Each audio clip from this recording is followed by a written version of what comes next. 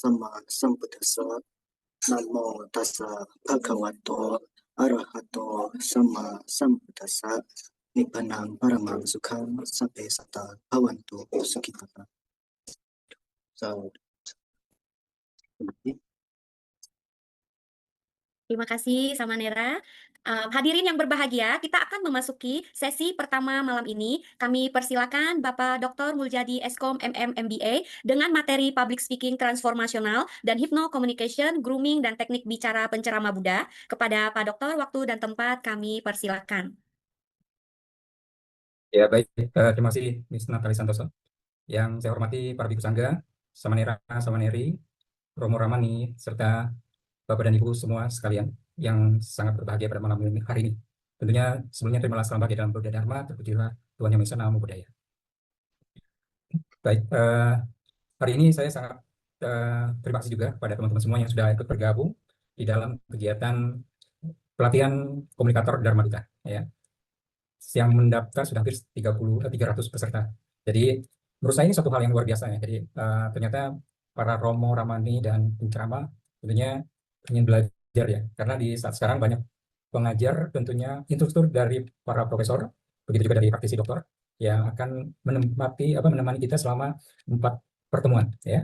Jadi kurang lebih 1 bulan dari sekarang. Jadi Bapak dan Ibu setidaknya tidak boring ya. Pertemuan ini memakan durasi 10 jam.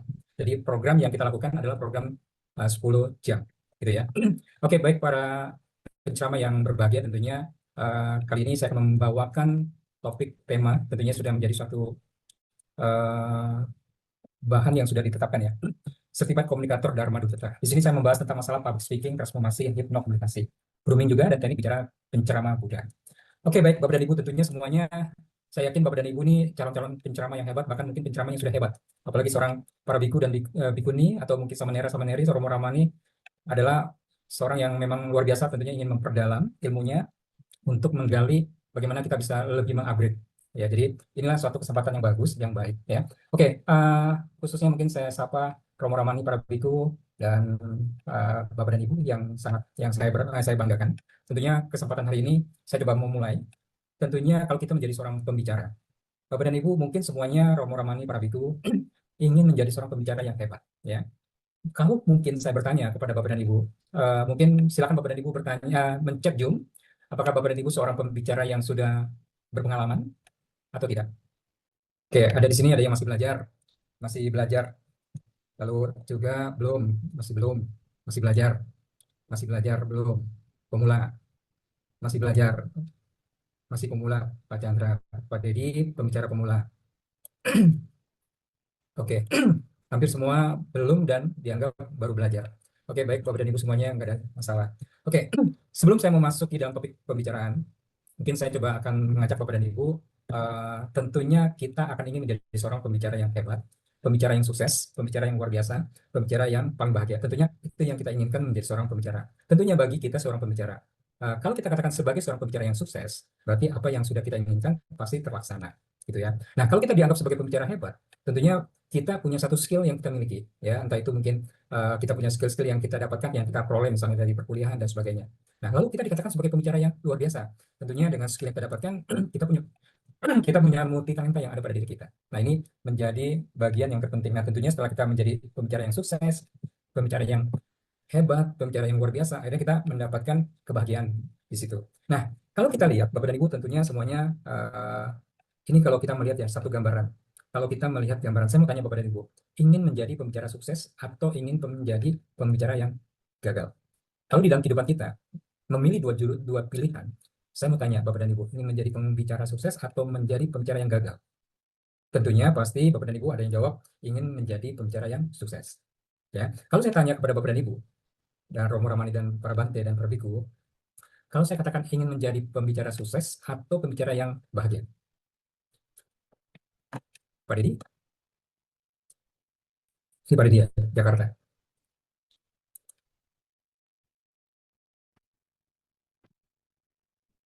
Buria, apa kabar Buria Anis? Baik, Pak. Baik. Oke, kalau saya bertanya kepada Buria gitu kan, tumben hari ini ada chat ke saya ingin ikut pelatihan Dhamma Duta. Tentunya Buria ingin menjadi seorang pembicara yang sukses atau pembicara yang bahagia nih? Kalau saya yang bahagia, Pak. Yang bahagia ya. Kenapa Ya, pilih bahagia? ya kalau kita sudah bahagia berarti apa yang kita sampaikan juga bisa membuat orang lain bahagia begitu ya. Gitu ya. Intinya Oke, tuh. mungkin Pak Teddy Lau, kalau saya tanya ingin menjadi pembicara yang sukses atau pembicara yang bahagia?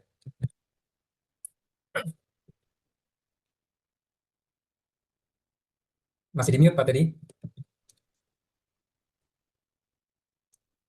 Pembicara yang bahagia. Bahagia. Kenapa Pak Teddy? Berarti tidak mau jadi pembicara yang sukses ya? Eh, karena kita kan pertama-tama ya tentu kita bikin bahagia dulu, baru kita bisa menjadi pembicara membahagiakan yang lain. Betul ya. Kalau kita tidak mempunyai kebahagiaan pada diri sendiri, kita belum tentu bisa membahagiakan orang lain. Betul ya. Seperti itu. Baik.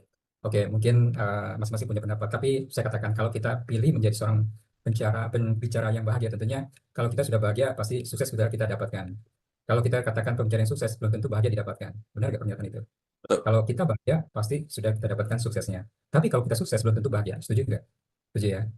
Oke, Bapak dan Ibu, kita melihatnya. Jadi, selamat malam para biku, bikuni, Romo Ramani, Bapak Ibu semuanya, tenang saja. Jadi, ini bukan ujian. Jadi, Bapak dan Ibu, ini bukan ujian. Belum ujian. Jadi, malam ini kita belajar bagaimana berbicara, bukan sekedar didengar, tapi sampai masuk ke hati. Jadi, kalau kita bisa, sampai diingat mantan, artinya salah maksudnya diingat oleh umat. Jadi, Bapak dan Ibu, kita melihat bagaimana cara kita berbicara di depan umum. Nah, ini menjadi suatu hal yang harus kita lakukan. Nah, bagaimana cara kita, mungkin perjalanan kita cukup panjang, Bapak dan Ibu. Kadang-kadang kita melihat bahwa perjalanan kita ini cukup panjang menjadi seorang Dharma Duta profesional. Apa sih yang harus kita lakukan? Kita sering latihan, ya tentunya begitu kan. Sering kita melakukan pelatihan, terus kita melakukan teknik berbicara, bagaimana cara kita berbicara untuk bisa mempengaruhi dengan baik. Tentunya kita menyentuh dengan hati dan pikiran kita, supaya kita mempunyai suatu, nah tentunya juga kita punya penampilan yang bagus, sering berlatih. Nah di situ punya peran kita sebagai seorang komunikator. Nah saya melihat bahwa di dalam, mungkin kadang-kadang kita sudah bicara panjang lebar, ya yang dengar cuma sopan saja misalnya, tapi tidak berubah apa-apa. Pernah nggak Bapak Ibu mengalami seperti itu? Nah, mungkin di sini sesudah kita coba belajar ya bagaimana bicara itu bukan cuma termasuk arti cuma masuk telinga kiri, keluar masuk keluar telinga kanan, gitu kan. Tapi masuk ke dalam hati, lalu bisa mengubah hidup. Itu kan yang kita inginkan. Jadi seorang pembicara yang hebat tentunya bukan seperti itu. Nah, kalau saya tanya, kenapa Bapak memilih menjadi duta Dharma atau mungkin sebagai Dharma Duta? Coba Pak Purwahadi. Pak Purwahadi, kenapa Bapak memilih sebagai duta Dharma? Nggak mau jadi yang lain? Mungkin ada misi tersendiri? Silakan Pak Hadi.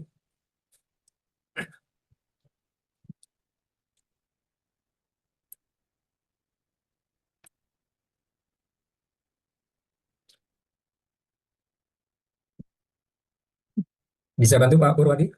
Pak Purwahadi Kahar ya.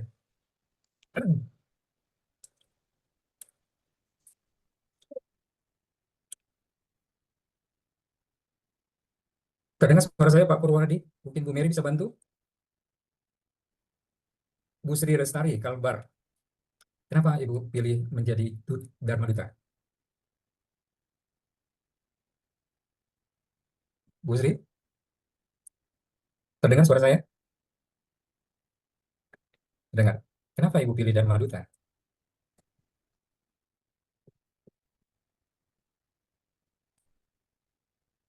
Masih di mute, Bu. Saya Masih suka memang Pak, saya Ya, silakan. saya suka belajar agama Buddha, Pak. Jadi senang kalau bisa berkembang gitu. Gitu ya. Jadi suka karena umatnya supaya berkembang atau suka Ya. belajar? Suka belajar, suka semua umatnya bisa sama-sama maju gitu, Pak. Oke, baik ya. Tentunya Bapak ingin belajar Dharma Duta, gitu ya. Oke, Iya. Bapak Ibu, tentunya semuanya kita tahu ya bahwa menjadi Dharma Duta ini menjadi profesi kita. Ini kita katakan profesi. Jadi kami memang ingin mencoba bagaimana caranya kita bisa berbicara dengan yakin dan percaya diri, tentunya dengan bahasa yang mudah, komunikasi yang begitu menyentuh, dan tentunya komunikasi kita yang menyenangkan. Nah, menjadi Dharma Duta itu bukan sekadar yang kita penting berani pegang mic ya. Jadi bukan itu. Jadi kalau kita cuma berani, MC Dangdut juga bisa berani, kan gitu kan. Tapi Dharma Duta harus bisa membuat orang pulang dengan pikiran lebih jernih dan hati yang lebih damai. Tentunya itu kan. Saya rasa Bapak dan Ibu punya mimpi yang sama ya. Jadi kalau kita melihat suatu gambaran bahwa hidup kita ini memang ya saya ingin melakukan hal yang terbaik gitu kan. Saya ikut melakukan pelatihan Dharma Duta, komunikator Dharma Duta, inilah menjadi bagaimana kita bisa menjadi seorang pembicara yang profesional, yang komunikatif dan inspiratif. Nah, tentunya itu yang kita inginkan ya. Jadi Bapak dan Ibu, jadi saya katakan lagi, menjadi Dharma Duta itu bukan sekadar dan penting berani dalam memegang mic saja, tapi bagaimana cara kita membuat orang kalau pulang Bapak Ibu ceramah di wihara itu bisa membuat pikiran lebih jernih dan mungkin hatinya lebih damai. Itu yang diinginkan.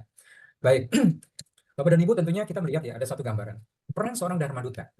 Apa yakin Bapak dan Ibu sekarang sudah menjalankan seorang peran menjadi seorang Dharma Duta? Tentunya Mungkin Bapak dan Ibu bisa bertanya dan kembali kepada Bapak Ibu sendiri ya. Bagaimana mencari kita menjadi seorang Dharma Duta? Perang itu harus penting bagi kita. Nah, kalau kita selesai ceramah ya, lalu umat bilang, terima kasih ya Pak, terima kasih ya Romo, terima kasih lah Bante, saya jadi mengantuk dengan damai. Nah, ini berarti belum transformasi, ya kan? Mohon Transformasi maaf, itu Pak Mul. ya, Waktu ya. kita tinggal beberapa menit lagi, Pak Mul. Mohon berkenan memberikan poin penutup. Terima kasih. Oke. Ini udah habis ya. Oke. Jadi saya akan cepat-cepatkan. Jadi kalau kita melihat bagaimana cara kita public speaking itu sebenarnya menyederhanakan yang paling sulit. Mungkin rasanya gugupnya itu akan hilang. Nah, tentunya kadang-kadang kita bisa berpikir bagaimana cara kita menjadi seorang pembicara yang bisa menginspirasi, memberikan pencerahan, penggerakan perubahan, tentunya seperti itu. Ya, tentunya lalu kita melihat bahwa public speaking itu penting bagi kita. Jadi, tadi saya katakan kita harus punya percaya diri, strukturnya yang jelas. Jadi, pembuka ada, isi ada, intonasi ada, bahasa yang sederhana ada juga. Nah, tentunya kita bisa melihat. Nah, seorang komunikator tentunya sebagai pembicara harus pandai dalam mempengaruhi. Ya, bagaimana cara bisa memudahkan penerimaan pesan yang bagus, menanamkan sugesti yang positif, itu menjadi hal yang harus kita inginkan. Nah, tentunya prinsip-prinsip hipno di dalam bagaimana kita mempengaruhi dengan rasa sadar tentunya menjadi seorang pembicara yang hebat bisa kita lakukan. Ya, begitu juga grooming. Bapak harus juga, Bapak dan Ibu harus tampil dengan pakaian yang rapi, wajah yang bersih, senyum yang ramah, sikap yang tenang. Begitu juga bahasa tubuh yang bagus. Jadi berdiri dengan tegap, kontak mata harus di depan, gerakan tangannya seperti alami, plus wajahnya lebih sesuai. Ya, lalu kita melihat teknik bicara juga harus lakukan dengan secara struktur. Ya, bicara dengan kesadaran, bahasa yang lembut, menggunakan contoh kehidupan. Nah, itu menjadi struktur ceramah. Bapak dan Ibu harus punya pegangan ya. Menjadi seorang pembicara itu harus tahu ada pembukanya, ya, ada isinya, ada penutupnya. Jadi Bapak dan Ibu ingat, ini adalah format yang saya berikan. Bagaimanapun menjadi seorang penceramah Buddha, kita harus ada 9 poin yang kita inginkan. Prolog, sistematikanya ada, teknik dalam komunikasinya harus ada. Karena kita melihat ada bahasa tubuh yang jelas, intonasi suara pun harus jelas. Begitu juga metode mengajarnya. Manajemen waktu juga harus ada. Penguasaan materi wajib, desain presentasi harus ada. Jadi keaslian gagasan pun juga ada. Nah, yang penting grooming. Jadi Bapak dan Ibu, para Romo Romani, serta para Biku dan Bante, dan mungkin Bikuni, tentunya ini menjadi poin penting yang akan kita harus lakukan. Nah, tentunya mungkin Bapak dan Ibu bisa memberikan atau membuat judul-judul ceramah yang lebih modern, misalnya bahagia itu dilatih bukan ditunggu, atau ketenangan di tengah kekacauan. Nah, ini adalah contoh-contoh dalam membuat ceramah yang lebih baik. Nah, tentunya Bapak dan Ibu harus berlatih.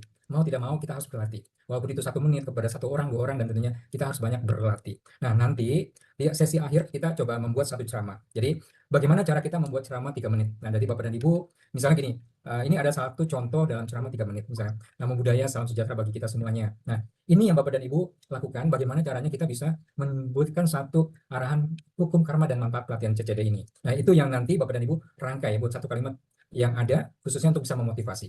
Ini contoh dari ceramah 3 menit.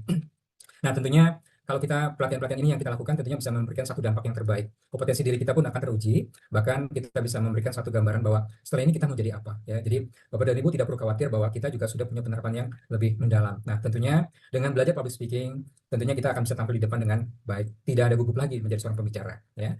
Dan rasanya Bapak dan Ibu menjadi seorang Dharma Duta itu harus memiliki suatu kemampuan komunikasi yang bagus dan pemahaman Dharma yang baik, dan tentunya didukung dengan public speaking yang kuat, bicara dengan bagus, sikap begitu dengan welas kasih yang bagus. Nah, tentunya ini menjadi tujuan kita menjadi seorang Dharma Duta. Oke, Bapak dan Ibu, mungkin waktunya sudah cukup habis ya, artinya waktunya yang diberikan oleh panitia hanya 30 menit. Dengan itu saya akhiri dengan terima kasih atas perhatiannya, dan kami tunggu nanti pertanyaan-pertanyaan pada sesi berikutnya. Akhir kata saya ucapkan terima kasih, salam sejahtera bagi kita semuanya, Namo Buddhaya. Terima kasih. Namo Buddhaya. Namo Buddhaya. Namo Buddhaya. Terima kasih Pak Mul. Namo Buddhaya. Terima kasih. Namo Pak Buddhaya. Mul mohon jadikan Romo Ruby co-host karena beliau akan share materinya sendiri. Hadirin sekalian yang berbahagia, kita akan melanjutkan ke sesi berikutnya. Telah hadir bersama kita Bapak Dr. Ruby Santamoko, SAG MPD, dengan materi Pancasila Buddhis dan Implementasi Kehidupan serta Kitab Suci Tripitaka. Kepada Dr. Ruby, waktu dan tempat kami persilakan. Terima kasih Ibu Natalia Santoso atas kesempatan yang diberikan kepada saya. Yang saya hormati para Biku Sangga, sama Bikuni, Samanera, Samaneri, para Dharma Duta, Romo Ramani semuanya. Terima salam dalam Buddha Dhamma. Sukihotu Namo Buddhaya. Senang sekali saya hari ini bisa diberi kesempatan oleh Pak Dr. Mulyadi, sahabat dan teman seperjuangan kami dalam pembabaran Dhamma.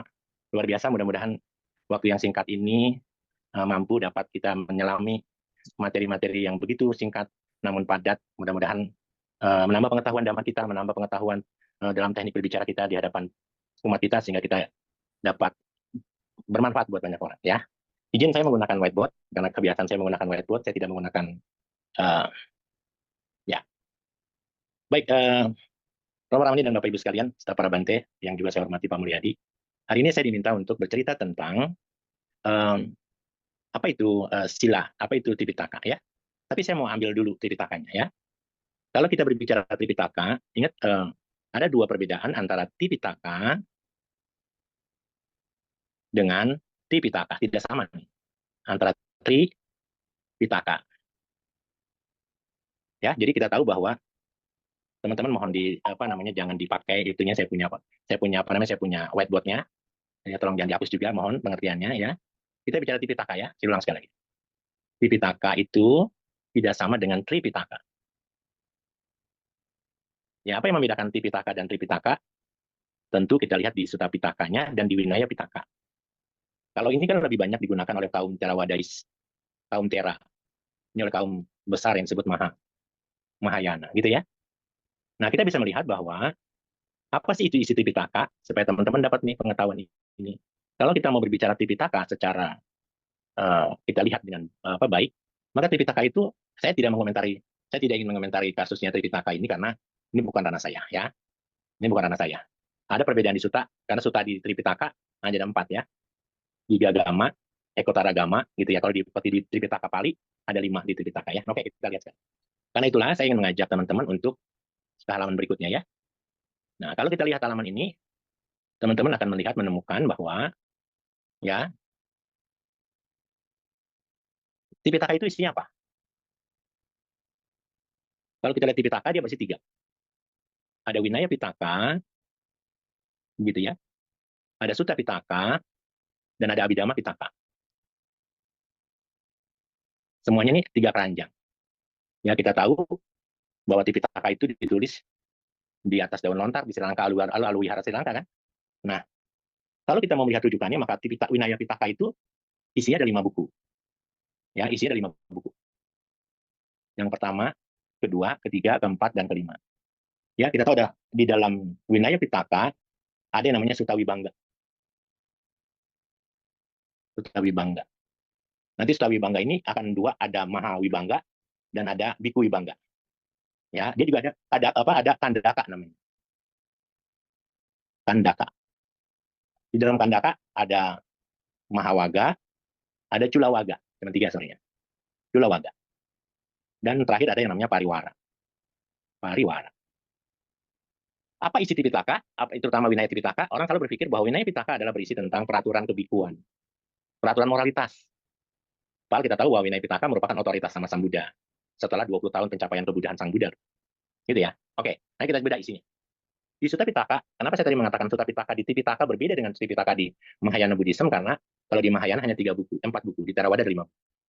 Ada Digha Nikaya, DN, Digha Nikaya, ada Majjhima Nikaya, ada Samyutta Nikaya, ya, lalu ada Anguttara Nikaya, dan terakhir ada yang namanya Kuddaka Nikaya. Untuk Kuddaka Nikaya ini yang berbeda di negara-negara Buddhis Theravada ya. Mahayana, Sri Lanka, Indonesia, Thailand, itu Kuddaka Nikaya beda buku. Ada yang 15 buku, ada yang 16 kitab, dan seterusnya. Kita tidak sedang membahas itu karena waktunya sangat terbatas. Sekarang kita bicara Abhidhamma. Abhidhamma ada 7 buku. Ya. Dia ada kalau kita bicara Abhidhamma ada Dhamma Sanggani. Ya. Dhamma Sanggani. Ada Wibangga. Ada Datukata. Ada Pugala Panyati. Pugala Panyati. Ada lagi Katawatu. Ada lagi Yamaka. Dan ada satu lagi yang terakhir ini kitab yang keren sekali, yang membedakan agama Buddha dengan agama lain, namanya kitab Patana. Kalau kita melihat rujukannya, ini adalah 84.000 kelompok dhamma. Saya pakai warna ini 84.000 kelompok dhamma. Sebelum kita bicara moralitas, karena moralitas itu pasti semua isinya seperti apa. Ini ada 21.000 kelompok dhamma. Ini ada 21.000 kelompok dhamma. Ini ada 42.000 kelompok dhamma. Jadi kita bisa membayangkan bahwa Tripitaka itu isinya tentang 84.000 kelompok dhamma ya. 21.000 punya Sutta, 21.000 punya Winaya, dan 42.000 punya kelompok Abhidhamma.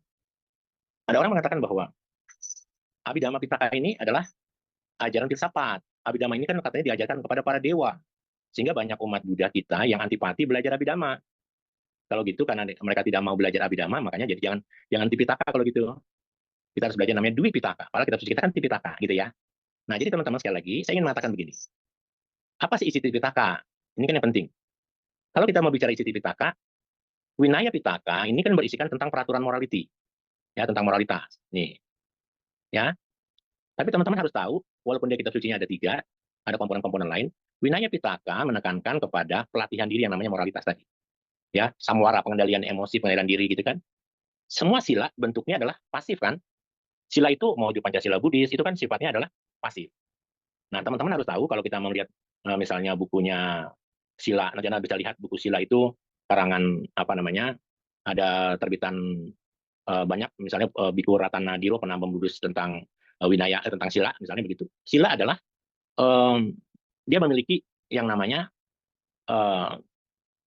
dalam KBBI ya, Sila itu kan adalah halus sekali, tapi dia banyak sekali ada pemahamannya, ada 3 pemahaman. Sila itu bisa berarti silakan, itu halus, bisa berarti duduk dengan kaki berlipat, itu namanya sila juga. Yang ketiga ini penting, sila adalah merupakan latar belakang atau aturan yang melatar belakangi perilaku seseorang, gitu ya. Nah, sekarang pertanyaannya adalah karena sila ini sifatnya pasif, maka kalau kita manipata weramani, maka itu kan pasif. Aktifnya jadi apa yang berkembang? Yang berkembang adalah meta kan, yaitu disebut pancadhamma. Jadi kalau kita mau merujuk semua kitab suci Sutta Wibangga yang berisi tentang Mahawibangga dan Bibangga dan Pudaka yang berisi tentang Mahawaga dan Tulawaga, ini semuanya berbicara tentang rupa, tentang penekanan terhadap rupa, ya rupanya dilatih sehingga batin berkembang. Batin itu nama bahasa palingnya. Ya. Jadi isi daripada Winaya Pitaka adalah berisi penekanan terhadap moralitas sehingga batin bisa berkembang. Kita lihat di Sutta Pitakanya Theravada. Ada Digha Nikaya, Majjhima Nikaya, Samyutta Nikaya, Anguttara Nikaya, Khuddaka Nikaya. Dia berbicara tentang apa? Dia berbicara tentang nama kanda, bicara tentang panca kanda. Kan ini di sini cuma makhluk hidup. Karena rupa kanda dan nama kanda itu kan makhluk hidup. Sama juga di Sutta Pitaka. Ini namanya panca kanda, ada namanya rupa kanda dan ada yang namanya nama kanda. Nama kanda dan rupa kanda itu di nama kanda ada 4 komponen, yaitu sanya, wedana, lalu sankara, dan winyana. Artinya isinya hampir sama nih. Ya, bukan hampir sama sebenarnya. Winaya Pitaka menekankan parameter materi supaya terus dilatih tidak melakukan pelanggaran sehingga berkembanglah kualitas batin. Seluruh isi Sutta Pitaka yang Digha Nikaya sampai Khuddaka Nikaya bercerita tentang apa itu rupa kanda, apa itu nama kanda, yang sisanya kanda, wedana kanda, segala macam. Kita lihat Abhidhamma. Abhidhamma ada 7 kitab. Walaupun dia ada 7 kitab, isinya cuma cita, cetasika, rupa, dan nibbana. Ya, cita, cetasika, rupa, dan nibbana. Perlu dipahami oleh para Dharma Duta bahwa semua dhamma adalah asangkata dhamma yang berkondisi, dhamma yang bersyarat. Saya ingin pelatihan kursus dasar agama Buddha dan public speaking yang dilakukan oleh teman-teman KCBI melalui Dr. Mul, saya ingin kualitas Dharma Duta kita ini memiliki kualitas yang baik, bahwa semua pemahaman dhamma yang kita pelajari, tadi kan kata Pak Dr. Mul apa? Selain public speaking kita yang bagus, kita harus dilatar belakangi oleh kemampuan dhamma yang cukup. Ya, kalau pengetahuan dhamma kita berisi, enggak dibiarkan tong kosong nyaring bunyinya kan begitu. Nah, jadi kalau kita lihat sekarang, apa isi Abhidhamma? Cita, cetasika, rupa. Oh, ternyata cita, cetasika, rupa ini adalah, cita dan cetasika ternyata adalah nama. Rupa ya rupa. Oh, kalau begitu, isi Tripitaka adalah berbicara tentang makhluk hidup. Makhluk hidup. Karena kita berbicara tentang makhluk hidup, makanya kalau Anda membawa Tripitaka ke wihara, Anda butuh 1 mobil kol. Kan begitu, satu gerobak untuk membawa kitab suci ke wihara. Kenapa di wihara tidak? Kenapa kalau kita datang ke wihara itu tidak membawa kitab suci Tripitaka? Karena bumi Tripitaka itu nggak lebih nggak kurang ada di dalam tubuh kita yang tidak lebih dari 2 meter ini. Jadi Anda bisa membayangkan bahwa ketika kita berbicara tentang Tripitaka, maka kita bicara tentang makhluk hidup. Cuman bedanya bahasanya yang berbeda-beda, gitu ya. Penekanannya di mana? Penekanannya pada nama, rupa. Nama terdiri atas Sanya kanda, wedana kanda, sankara kanda, dan winyana kanda. Bicara makhluk hidup. Kalau kita bicara makhluk hidup, maka makhluk hidup itu ada 31 alam kehidupan. Ada bumi 31. Nah, di dalam bumi 31 terdapat pancakanda ini. Ada eka kanda, ada 4 kanda, dan ada 5 kanda. Jadi, sekali lagi, kalau begitu, kalau kita mengutip ajaran Mahayana Buddhism, ketika seorang Bhikkhu Tong Samchong datang ke barat mencari kitab suci Tripitaka, memang tidak ditemukan di dalam perjalanannya kan. Kenapa? Karena ternyata kalau kita bicara pancakanda, Maca Pancakanda itu adalah bicaranya kan tentang makhluk hidup. Nah, ketika kita bicara tentang makhluk hidup, berarti dia apa? Berarti dia adalah Tripitaka itu sendiri. Berarti terdiri dari siapa? Rupa. Rupa diwakili oleh siapa? Oleh kuda putih. Perjalanan kita pergi ke barat nih, karena Mahayana Buddhis mengenal upaya Kausalya tadi kan. Lalu kita bicara sanya, persepsi. Sanya, persepsi itu diwakili oleh siapa? Oleh Sang Wuci. Kita bicara lagi, Wedana, perasaan. Diwakili oleh siapa? Oleh Cut Pakai. Ya. Lalu kita berbicara lagi, Sangkara, yang dengan berbagai macam bentuk-bentuk pikiran. Diwakili oleh siapa? Sun? Gokong. Sun Gokong. Yes. Dan Winyana, kesadaran itu diwakili oleh yang namanya Biku Tong Samcong. Betul ya? Betul. Artinya apa? Sekarang saya tanya sama teman-teman sekalian, siapa di antara mereka yang paling pintar, yang paling hebat? Sun Gokong. Saling melengkapi. Yud pakai, Pakong semua sekarang sekali lagi. Kalau kita bicara nanti di kitab suci Tripitaka, kelima-limanya, keempat-empatnya ini adalah mereka semua tidak bisa dipisahkan satu sama lain.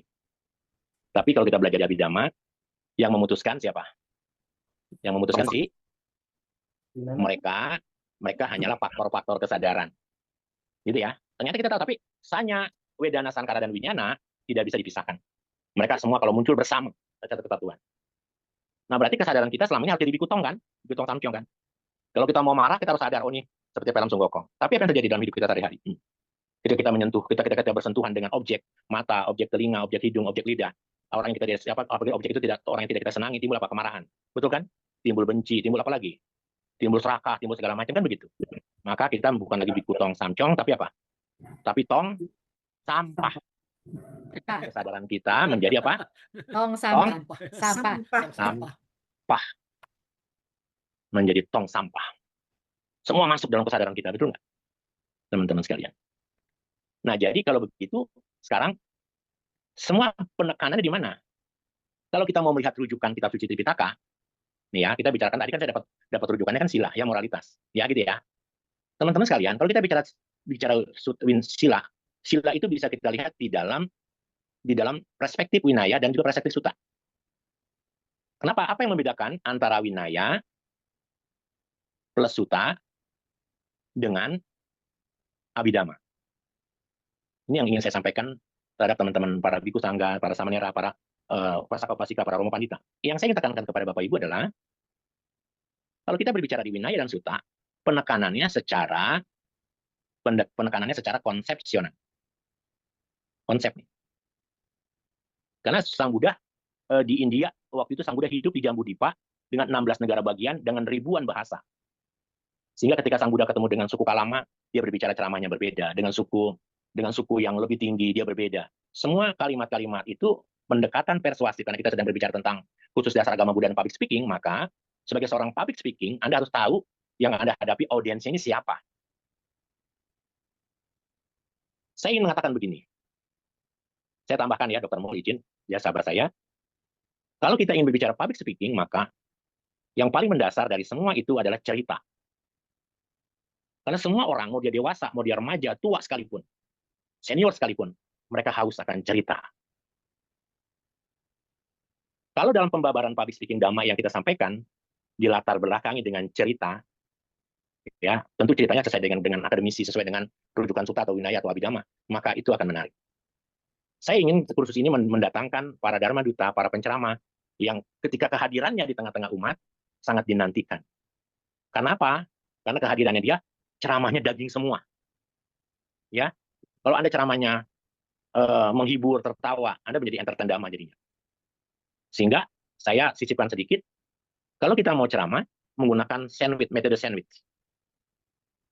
Apa itu metode sandwich? Metode sandwich kan ada di atasnya roti, di bawahnya daging, di tengahnya daging, di bawahnya lagi roti, di atasnya roti, di bawahnya daging, di tengahnya daging, di bawahnya roti lagi. Ceramah itu ada opening, ada closing, itu roti, tapi di tengahnya harus daging semua. Kalau di tengahnya daging semua, maka ada ajas manfaat yang diberikan, ada ajas manfaat kehadiran Bapak Ibu di wihara di tempat manapun bermanfaat buat pengetahuan damanya, buat pandangan benarnya. Karena seorang dharma duta itu tidak hanya dia suaranya merdu, tidak hanya penampilannya bagus, Tidak hanya a, i, u, e, o-nya jelas, tetapi juga harus berisi, berdaging. Supaya dia bisa berdaging, apa yang harus dilakukan? Harus punya pengetahuan dhamma yang cukup. Ketika Anda memutuskan untuk menjadi Dharma Duta, Anda memutuskan untuk menjadi seorang Dharma Duta, maka separuh hidup Anda, seperempat hidup Anda harus wakafkan untuk apa? Untuk belajar Dhamma. Supaya Anda menjadi Dharma Duta yang tidak, yang bukan tong kosong nyaring bunyinya. Ceramah kemana-mana, itu aja terus yang dibawa, tidak ada materi baru. Sehingga saya ingin mengatakan di kesempatan ini, kalau Anda belajar tentang konsep sila, Vinaya dan Sutta Pitaka bicara tentang konsep. Kalau bicara tentang konsep, maka konsep ini kan berbeda-beda. Apa yang terjadi? Kalau ini adalah sebuah botol air minum, begitu, maka Anda bilang ini air. Tapi Anda dibawa ke Jawa jadi banyu, dibawa ke Sunda jadi cai, dibawa ke China jadi sui, dibawa ke Inggris jadi water, dan seterusnya. Maka dari itu, Sutta dan Vinaya berbicaranya, kalau kita melihat Sutta Pitaka, maka ada ceto, ada cita, ada winyana. Kalimat-kalimat itu muncul di setiap kali ceramah Sang Buddha yang berbeda-beda karena Sang Buddha berceramah. Ingat loh ya, ceramahnya Sang Buddha itu harus diikuti juga oleh para Dharma Duta. Sebelum Sang Buddha membabarkan Dhamma, Sang Buddha selalu membabarkan Dhamma dengan cara anupubikata. Apa itu anupubikata? Anupubikata sebelum ceramah, karena itu tadi metode sandwich tadi yang saya katakan. Buddha kalau mau membabarkan Dhamma, dia pakai anupubikata dulu. Ceramah yang ringan-ringan dulu di atas. Tentang manfaat berdana, tentang manfaat menjaga sila, dan seterusnya. Baru dia ke dalamnya. Gitu ya. Nah sekarang, karena ini konsep, dia bisa jadi air, bisa jadi cai, bisa jadi banyu, bisa jadi sui, bisa jadi water. Tapi kalau di Abhidhamma, nggak bisa begitu. Belajar Abhidhamma adalah belajar secara presisi.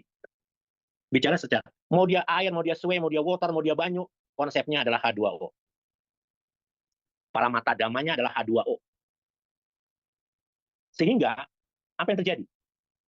Seolah-olah belajar Abhidhamma adalah belajar yang susah. Kalau kita bicara nanti konsep sila di dalam terminologi Buddhism, kita bicara sila, di Sutta dan Vinaya bicara sila. Kalau kita berbicara sila moralitas, maka yang terjadi adalah kita bicara sila. Tulisnya kan silang. Ya kalau sila aja batu kan, ini dibacanya sila. Kalau kita berbicara sila, teman-teman sekalian, kita pakai bahasa Indonesia. Kalau kita berbicara sila, maka penekanannya di mana? Pada pelatihan. Latihan kan? Latihan untuk menghindari pembunuhan. Latihan untuk menghindari pencurian. Melatih diri. Ada di situ melatih diri. Ada rupa yang dikendalikan. Tapi kalau kita nanti belajar Abhidhamma, yang menggerakkan tubuh ini supaya tidak mencuri, supaya tidak membunuh, supaya tidak melakukan perbuatan asusila, supaya tidak mengambil barang yang tidak diberikan, harus punya pandangan benar. Yang dilatih adalah citanya dulu, kesadarannya dulu. Dengan faktor-faktor kesadarannya. Kita harus mengenali dulu. Yang mencuri itu bukanlah tubuh tangan ini. Yang mencuri itu bukanlah badan ini. Yang mencuri ini adalah karena kesadarannya, ingin menguasai barang milik orang lain, sehingga memerintahkan tubuh untuk memindahkan dari satu tempat ke tempat yang lain. Jadi tinggal, sekarang, ini kan pelajaran agama Buddha kan, Dhamma hanya dapat diselami oleh para bijaksana di dalam batin masing-masing. Setuju ya? Dhamma hanya dapat diselami oleh para bijaksana dalam batin masing-masing. Artinya apa? Ketika seseorang mengenal konsep sila, perilaku moralitas, karena kalau kita bicara moralitas nanti, teman-teman izin, kalau kita bicara moralitas, maka tubuh kita ini kan harus punya yang namanya pengendalian atau kemurnian dari para moralitas. Mohon izin Pak Ruby, waktu Yes. kita 5 menit lagi ya. Mohon berkenan menyampaikan poin penutupnya Pak. Terima kasih. Iya. Ya, baik. Oke, terima kasih Ibu Natalia. Jadi kita lihat ya, kalau kita bicara moralitas, maka basic moralitas haruslah apa? Dana yang diberikan. Kalau Anda gemar berdana, maka moralitas Anda kokoh.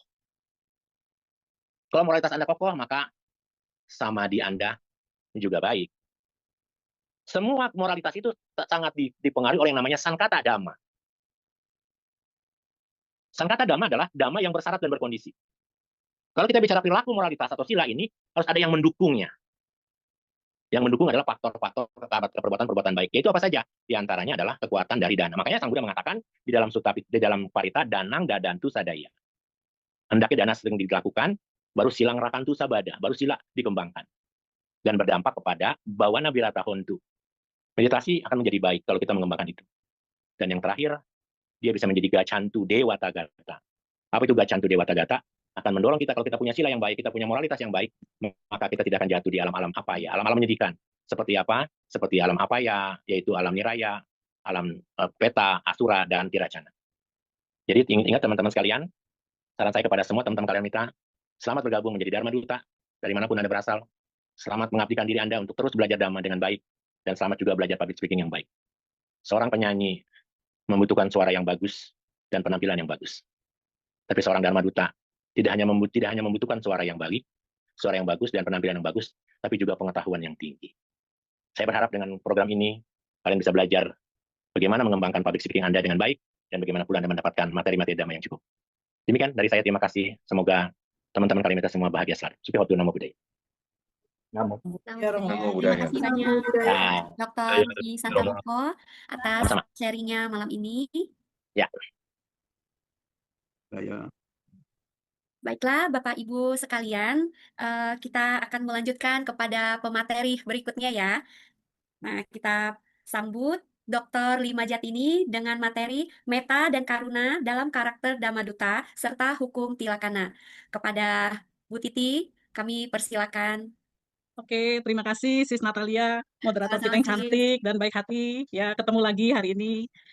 Yang mulia Biku Sangga, yang saya hormati Dr. Mulyadi, Dr. Ruby Santamoko, guru kami ya, serta Rama Ramani dan Bapak Ibu semua peserta CD ya, Namo Buddhaya. Namo Buddhaya. Bapak Ibu semuanya, hari ini kita akan bersama-sama merenungkan sebuah tema yang sangat penting dalam kehidupan spiritual kita, yaitu Meta dan Karuna, ya dalam karakter Dhamma Duta yang akan kita jalani. Ya, tadi Dr. Mulyadi sudah membuka begitu pentingnya kita menjadi seorang Dhamma Duta yang profesional. Ya, Romo Ruby sudah menyampaikan tentang Tipitaka yang luar biasa ya. Tapi hari ini yang saya bawakan simple, ringan, Meta Karuna ya. Jadi tapi ini sangat penting bagi kita sebagai seorang Dhamma Duta ya. Di zaman sekarang ini ya, di era teknologi, kita juga sering melihat kehidupan yang penuh dengan konflik, kemarahan, dan ketegangan.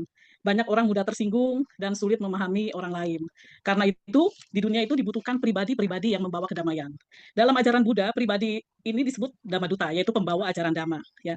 Seorang Dhamma Duta tidak hanya menyampaikan ajaran melalui kata-kata, tapi juga melalui sikap hidupnya. Ya, seorang Dhamma Duta akan memancarkan aura, energi positif batin yang mempengaruhi penampilan luarnya, membuat seorang itu terlihat menarik gitu ya. Bagaimana seorang Dhamma Duta itu berkarisma dan menyenangkan. Pancaran ini bersumber dari hati yang bersih, rasa syukur, percaya diri, dan perilaku positif ya. Aura yang kuat ini terpancar melalui senyum yang tulus, optimisme, empati, dan ketenangan. Makanya hari ini kita belajar Meta Karuna yang akan kita aplikasikan dalam diri kita ya. Melalui sharing Dhamma ini, kita memiliki beberapa tujuan penting. Ya, pertama kita ingin memahami Meta, yaitu cinta kasih universal kepada semua makhluk. Kedua, kita ingin memahami Karuna, welas asih kepada makhluk yang sedang mengalami kesulitan, yang sedang mengalami menderita, gitu ya. Ketiga, kita akan memahami Tilakana, yaitu 3 ciri kehidupan yang diajarkan oleh Buddha. Dan yang terakhir, kita berharap dapat mengembangkan karakter Dhamma Duta yang bijaksana, sehingga ajaran Dhamma tidak hanya kita pelajari, tapi juga kita praktekkan dalam kehidupan sehari-hari. Nah, kalau kita bicara kata Dhamma Duta, berasal dari 2 kata, ya. Dhamma berarti kebenaran atau ajaran Buddha, Duta berarti pembawa pesan, utusan. Jadi Dhamma Duta adalah pembawa ajaran Dhamma kepada dunia. Namun perlu kita pahami bahwa menjadi Dhamma Duta itu tidak hanya berarti pandai bicara tentang Dhamma. Yang lebih penting adalah menjadi teladan dalam kehidupan sehari-hari, ya. Seorang Dhamma Duta harus memiliki moral yang baik, kebijaksanaan, serta hati yang penuh cinta kasih. Karena masyarakat seringkali tidak hanya mendengar kata-kata, tapi juga melihat perilaku kita. Jadi satu paket ya. Kita tidak hanya berperilaku baik pada saat memaparkan Dhamma, tapi orang melihat kita satu paket dalam kehidupan sehari-hari kita. Bagaimana kita berinteraksi dengan orang, bagaimana kita mempunyai empati kepada orang lain, itu yang orang lihat ya. Jadi kita nggak bisa pisahkan tuh diri kita ya. Yang satu pada saat memaparkan Dhamma begini, tapi sehari-hari gini. Jadi itu udah satu paket gitu. Seorang Dhamma Duta itu dilihatnya dalam kehidupan secara luas. Bagaimana di pekerjaannya, bagaimana di rumah tangganya, bagaimana dengan teman-temannya, itu satu paket. Itu yang harus kita laksanakan ya. Next ya. Nah, kalau kita bicara tentang Meta ya, Meta adalah ajaran yang sangat penting dalam Buddhism ya. Meta berarti cinta kasih universal. Ya, tadi ada yang bernama Meta tuh ya, Dokter Meta. Yaitu keinginan tulus agar semua makhluk berbahagia. Nah, Meta tidak membeda-bedakan. Meta tidak hanya diberikan kepada keluarga kita atau teman dekat kita, tapi juga kepada orang yang tidak kita kenal. Bahkan kepada orang yang pernah menyakiti kita, yang katanya dia menusuk kita, mengkhianati kita. Bagaimana kita bisa memancarkan Meta kepada mereka? Nah, ketika seseorang mengembangkan Meta, hatinya menjadi lebih lembut dan damai. Tidak mudah marah, tidak mudah membenci. Meta membuat kita mampu melihat semua makhluk sebagai sesama yang ingin hidup bahagia. Nah, meta dalam kehidupan Dhamma Duta kita praktekkan ya dalam kehidupan sehari-hari. Bagaimana seorang Dhamma Duta itu bersikap ramah kepada semua orang, yang dia suka, yang kita nggak suka. Pokoknya kita harus ramah kepada semua orang. Bagaimana seorang Dhamma Duta tidak mudah marah atau tersinggung dengan pertanyaan orang, dengan perilaku orang yang mungkin kita nggak terlalu suka ya. Dalam kehidupan sehari-hari kita sering bertemu orang yang berkata-kata yang tidak menyenangkan hati kita ya. Jadi kita membalas apakah dengan meta cinta kasih. Kalau kita membalas kebencian, kemarahan itu, maka konflik akan semakin besar. Dhamma Duta mengajarkan kesabaran dan kelembutan hati, ya. Jadi kemudian seorang Dhamma Duta mengajarkan Dhamma dengan penuh kesabaran, ya. Tidak semua orang langsung memahami ajaran Buddha, memahami Dhamma, sehingga kita perlu membimbing mereka dengan hati yang tenang, ya. Kemudian next karuna, ya. Selain meta, kualitas penting lainnya adalah karuna. Ya, karuna itu berarti welas asih, kepedulian kita, empati kita terhadap penderitaan, kesulitan orang, kesusahan orang lain, ya, dan semua makhluk ya. Dalam kehidupan ini semua makhluk mengalami penderitaan, ya, penderitaan dalam tanda kutip ya, bahwa kita mengalami AC yang panas, kita mengalami jalan yang macet, nah itu yang sehari-hari bisa kita dapatkan. Ada orang yang mengalami kesulitan ekonomi, ada yang sedang mengalami sakit berat, ada yang sedang mengalami kehilangan orang yang dicintai. Nah, ketika kita melihat penderitaan tersebut, hati kita tergerak untuk membantu, itulah karuna. Jadi karuna membuat kita menjadi manusia yang lebih peka terhadap penderitaan sesama. Karuna dalam praktek Dhamma Duta, next ya.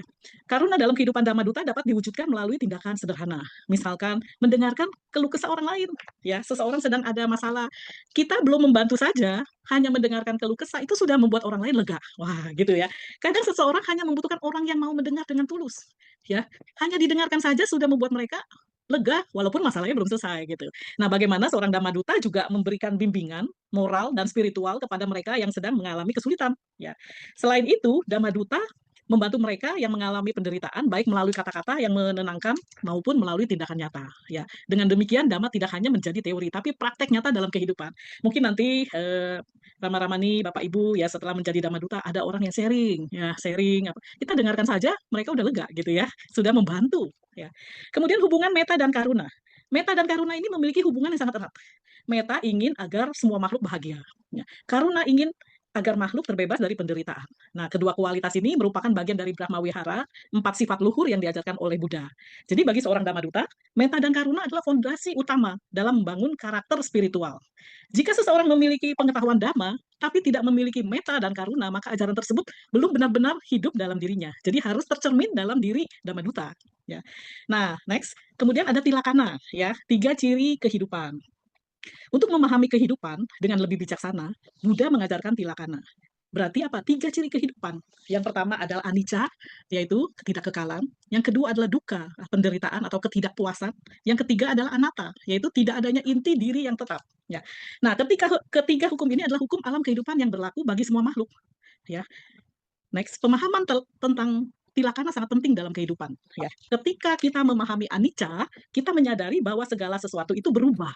Kesenangan bisa berubah, ya. Kesedihan pun bisa berubah. Kadang-kadang kita merasa kalau anicca itu dari yang bahagia menjadi tidak bahagia, nggak kekal. Tapi yang tidak bahagia pun pasti satu waktu anicca, ya. Pasti akan hilang penderitaannya. Ketika kita memahami dukkha, kita menjadi lebih peka terhadap penderitaan orang lain, ya. Ketika kita memahami anatta, kita mengurangi ego dan kesombongan kita. Nah, dengan memahami tilakana, kita menjadi lebih bijaksana dalam kehidupan, dalam menghadapi kehidupan. Nah, pemahaman ini juga membantu kita menumbuhkan metta karuna, ya. Bapak Ibu yang berbahagia, ya, sebelum saya tutup, tadi Romo Ruby mengatakan, wah, cerita gitu, menarik. Nah, ini saya mau cerita satu ya, bagaimana Guru Agung Buddha ya mengajarkan Dhamma ya dengan karuna, penuh welas asih ya. Ini contoh Bapak Ibu Rama-Ramani mungkin sudah pernah mendengar ya. Ini salah satu aja. Jadi pada saat kita berceramah boleh kita cerita-cerita tentang kehidupan Guru Agung Buddha atau cerita-cerita tentang kehidupan kita sehari-hari ya. Ini tentang kisah Buddha dan ibu yang kehilangan anaknya. Jadi suatu hari datang seorang wanita muda bernama Kisah Gotami. Pernah ya dengar ya kepada Guru Agung Buddha. Wanita ini datang sambil menggendong tubuh anaknya yang sudah meninggal. Ia berjalan dari rumah ke rumah sambil menangis dan berkata kepada semua orang, tolong selamatkan anakku, tolong selamatkan anakku, tolong hidupkan anakku. Jadi dia belum bisa menerima kematian anaknya, ya. Namun semua orang tahu bahwa anaknya udah meninggal, tidak ada yang bisa menolongnya. Akhirnya seorang berkata kepadanya, "Pergilah kepada Sang Buddha, beliau adalah orang yang penuh kebijaksanaan." Nah, dengan penuh harapan, wanita itu datang kepada Buddha dan berkata dengan suara yang gemetar, "Bante, tolong hidupkan kembali anakku. Saya tidak sanggup kehilangan dia. Saya tidak bisa hidup." Kita juga memahami ya, seseorang yang kehilangan anaknya akan seperti itu. Buddha memandang wanita itu dengan karuna, penuh welas asih. Beliau tidak langsung mengatakan bahwa anak itu tidak bisa hidup kembali. Sebaliknya, Guru Agung Buddha berkata dengan lembut, "Baiklah, aku akan menolongmu, tapi aku membutuhkan sedikit biji sawi." Biji sawi itu seperti lada ya, yang bulat itu untuk menu makanan. Ya. Wanita itu segera berkata, "Baik, Bante, biji sawi itu mudah sekali didapatkan." Guru Agung Buddha kemudian berkata, "Pergilah ke sebuah rumah dan mintalah biji sawi dari rumah yang belum pernah mengalami kehilangan orang yang dicintai, mengalami kematian." Ya. Wanita itu segera pergi dari rumah ke rumah. Di rumah pertama ia bertanya, "Apakah di rumah ini ada biji sawi?" Nah, pemilik rumah berkata, "Ada." Wanita itu kemudian bertanya lagi, "Apakah di rumah ini pernah ada orang yang meninggal? Atau apakah pernah mengalami kehilangan orang yang dicintai?" Gitu. Orang itu menjawab dengan sedih, "Tentu saja, ayah kami baru meninggal beberapa tahun yang lalu." Nah, wanita itu kemudian pergi ke rumah berikutnya. Di rumah kedua ia mendapat jawaban, "Kami juga pernah kehilangan ibu kami." Gitu. Di rumah berikutnya, "Kami kehilangan anak kami," gitu. Semakin banyak rumah yang ia datangi, semakin ia menyadari satu hal penting. Jadi tidak ada satupun rumah yang tidak pernah mengalami kematian, yang tidak pernah mengalami kehilangan orang yang dicintai. Akhirnya wanita itu duduk di pinggir jalan sambil menangis, tapi tangisan kali ini berbeda. Ia mulai memahami bahwa kematian adalah bagian dari kehidupan. Ya, ia kemudian kembali kepada Buddha dan berkata dengan tenang, "Bante, sekarang saya mengerti, tidak ada rumah yang bebas dari kematian." Buddha kemudian berkata dengan lembut, "Gotami, kehidupan ini bersifat tidak kekal. Semua yang lahir pasti akan berakhir." Pada saat itulah wanita itu benar-benar memahami hukum anicca dalam tilakana. Dia melepaskan tubuh anaknya dengan hati yang lebih tenang dan menjadi pengikut Guru Agung Buddha. Nah, kisah ini mengajarkan beberapa hal penting. Pertama, kehidupan ini bersifat anicca, tidak kekal. Segala sesuatu yang kita miliki suatu saat akan berubah dan berpisah dari kita. Kedua, semua makhluk mengalami duka. Tidak ada manusia yang bebas dari penderitaan. Ya. Ketiga, Buddha menunjukkan karuna yang luar biasa. Beliau tidak langsung menolak permintaan wanita itu, tapi membimbingnya agar memahami kebenaran melalui pengalaman. Bapak, Ibu, saudara-saudari Rama-Ramani ya, yang berbahagia, kisah ini mengajarkan kepada kita bahwa dalam kehidupan ini tidak ada seorang pun yang bebas dari kehilangan. Namun ketika kita memahami hukum kehidupan seperti yang diajarkan Guru Agung, kita tidak lagi tenggelam dalam kesedihan. Kita belajar menerima kehidupan dengan kebijaksanaan, dengan cinta kasih dan welas asih, ya. Seperti Buddha menolong kisah Gotami dengan penuh karuna. Kita pun diharapkan dapat menjadi pribadi yang membawa kedamaian bagi orang lain. Ya, akhir kata saya simpulkan bahwa seorang Dhamma Duta perlu menumbuhkan dua kualitas utama dalam hidupnya. Yang pertama adalah metta, yaitu cinta kasih kepada makhluk hidup, ya. Yang kedua adalah karuna, yaitu welas asih kepada mereka yang menderita. Selain itu, pemahaman terhadap tilakana akan membantu kita mengembangkan kebijaksanaan. Ketika cinta kasih, welas asih, dan kebijaksanaan bersatu, kita dapat menjadi pembawa kedamaian bagi dunia. Ya, semoga melalui perenungan Dhamma hari ini kita semua dapat menumbuhkan cinta kasih kepada semua makhluk, mengembangkan welas asih kepada mereka yang menderita, serta memahami hukum kehidupan dengan kebijaksanaan. Semoga kita semua menjadi seorang Dhamma Duta yang membawa kedamaian bagi keluarga, bagi masyarakat, bagi organisasi, bagi lingkungan, dan membawa kedamaian bagi dunia. Sabe, Sata, Bawantu, Sukitata. Semoga semua makhluk hidup berbahagia. Sadu, sadu, sadu. Terima kasih atas perhatian Rama-Ramani, Bapak Ibu semuanya. Ya, Namo Buddhaya, selamat malam. Baik, terima kasih Budaya Sis Titi sama-sama. atas pemaparannya. Sangat cocok ya narsumnya dengan materinya. Ya, Sis Luar Natalia, terima biasa. kasih. Ya, sudah lama nggak ketemu ya. Iya, Sis. Ya. Ya, luar biasa ini pesertanya seluruh Indonesia. Iya, betul. Apresiasi kepada Dr. Mulyadi dan seluruh panitia yang ini terobosan baru, ini luar biasa. Peserta pendaftar lebih dari 300 ya. Wah, semoga semuanya bisa menjadi Dhamma Duta yang handal berkat arahan dari Dr. Mulyadi dan para mentor hari ini. Terima kasih. Baik, Bapak Ibu, kita akan break sebentar ya, 5 menit untuk teman-teman Bapak Ibu yang ingin ke kamar kecil ataupun ingin minum dan lain-lain. Nanti 5 menit kembali kita kumpul di sini ya. Terima kasih semuanya. Dulu. Ibu Natali, sorry tadi saya salah masuk, nunggu sampai setengah jam, nggak taunya Oh. ada linknya, cuma Oh. 11 orang gitu. Iya, Oh, sama Ibu Natali itu nggak taunya pelatihan Kortek. Saya juga hampir 20 menit Iya, ke situ. jadi Padahal saya klik link yang diberikan loh. Bu. ketinggalan dia. Oh iya, iya Iya, Pak. jadi yang Pak Mulyadi saya ketinggalan. Sama, Nggak sama apa-apa, Pak, nanti sama. kita ada link rekamannya ya, Pak Teddy. Ya, bisa dikirim ya. Ya, Saya nanti di WA ya. dikirim Oke. setelah selesai acara. Mulyadi, Oke, Bapak Ibu, Pratika. punten ya, mohon maaf, kita mau nerusin lagi. Nanti ada waktu sesi diskusinya. Ya, ya, ya, Jadi di silakan, hold Bu. dulu ya, ditahan Ya, dulu. silakan, Bu. Kasihan teman Izin kita yang di tanya timur ya. ya, waktunya 1 jam lebih Sekali. cepat daripada kita. Oke ya Ini Bu, absen, izin mute absen dulu yang baru ya, Bu diisi Susi, tadi. mohon maaf. Nanti Oh. kita lanjutin lagi. Kalau teman-teman mau ngomong belum selesai aspirasinya tersampaikan, boleh ketik di kolom chat gitu ya. Nah, kita biar tidak kemalaman. Kasihan teman-teman Oke, kita oke, yang oke. di daerah timur. Terima kasih semuanya. Oke, hadirin yang berbahagia, kita akan melanjutkan ke sesi berikutnya. Telah hadir bersama kita Bapak Sinse Insinyur Hirman Rama Pratama, SUT STRKes MPD, dengan materi Etika dan Integritas Moral Motivasi Seorang Penceramah. 我们邀请 Hilman 老师来给我们分享今晚的题目。silakan 老师。 Wah, kanan Tis Natali. Terima kasih atas kesempatan yang telah diberikan. Yang saya hormati dan saya muliakan para Bante, Samanera, Samaneri, para Romo, Ramani, Dharma Duta sekalian. Suki Hontu Namo Buddhaya. Namo Buddhaya. Ya, izinkan saya memulai dengan suatu perenungan kecil dari satu kisah segenggam daun di hutan Simsapa. Ya. Jadi pada suatu hari Buddha Gautama sedang berjalan bersama para biku di hutan Simsapa dekat Sawati. Angin berhembus lembut, daun-daun berguguran, suasana hening penuh dengan kedamaian. Tiba-tiba Sang Buddha berhenti. Beliau membungkuk dan mengambil segenggam daun Simsapa lalu mengangkatnya di hadapan para biku. Dengan suara tenang dia bertanya, "Para biku, menurut kalian manakah yang lebih banyak, daun di tanganku ini atau daun di seluruh hutan ini?" Para biku menjawab serempak, "Tentu saja Bagawa, daun di seluruh hutan jauh lebih banyak." Sang Buddha tersenyum lembut, lalu beliau berkata, "Demikian pula para biku, apa yang aku ketahui bagaikan daun di seluruh hutan ini." Beliau berhenti sejenak, memberi ruang untuk merenung. "Tetapi apa yang aku ajarkan kepada kalian hanyalah segenggam daun ini." Para biku terdiam, hati mereka mulai tersentuh. Kemudian Sang Buddha melanjutkan, "Mengapa aku tidak mengajarkan semuanya? Karena tidak semua membawa manfaat. Yang aku ajarkan hanyalah ini, yang membawa pada berakhirnya penderitaan, pada pembebasan, pada nibbana."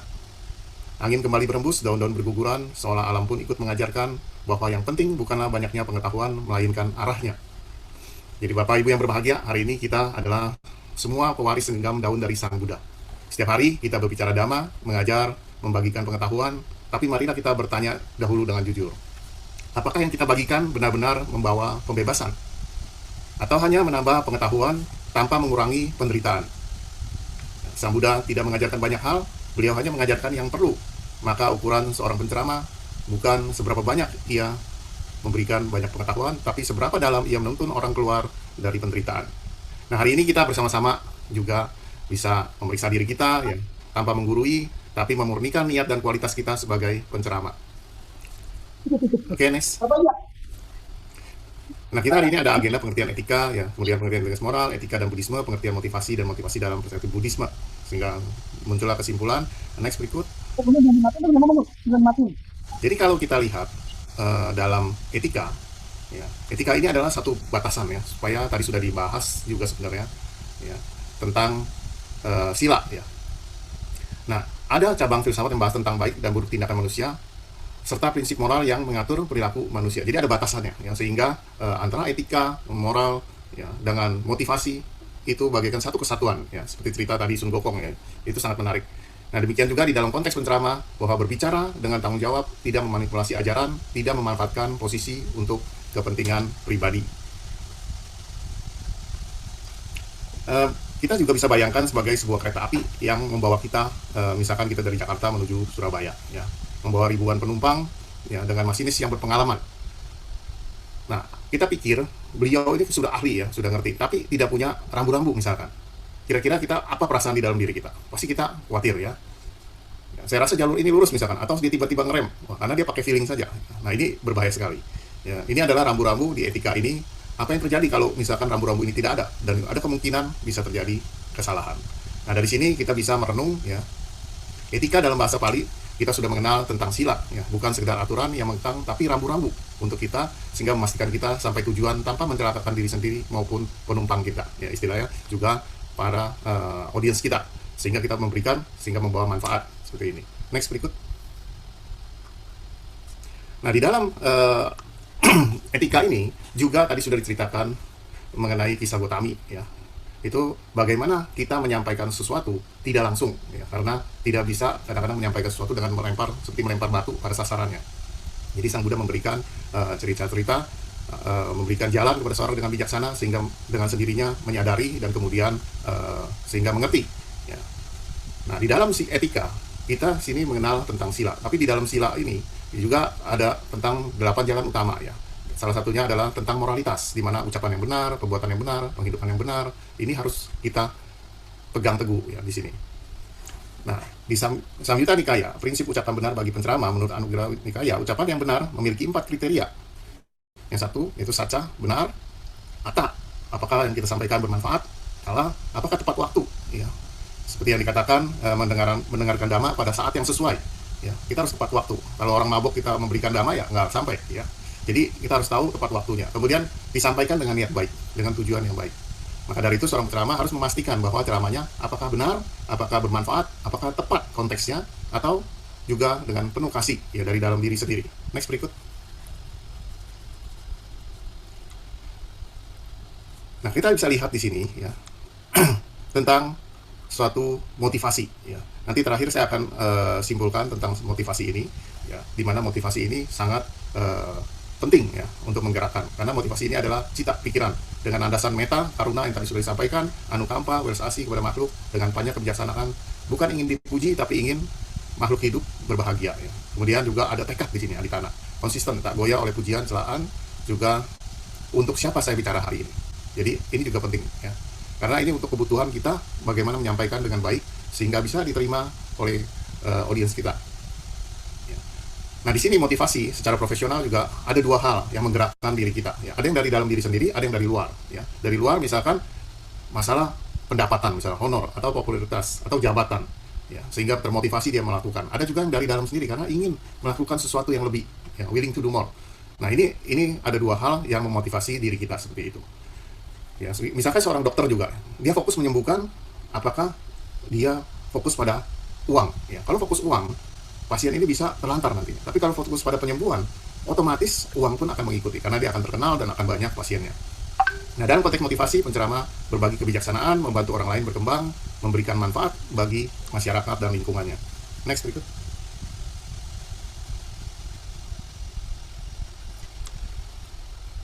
Nah, di sini juga tentang otonomi, ya, bertindak secara sukarela. Di sini dikatakan dalam teori Deci dan Rian, ya, mengatakan bahwa ada yang bertindak secara sukarela. Jadi ada yang otomatis karena dia ingin melakukan sesuatu dalam hidup ini, memupuk karma baik, ya.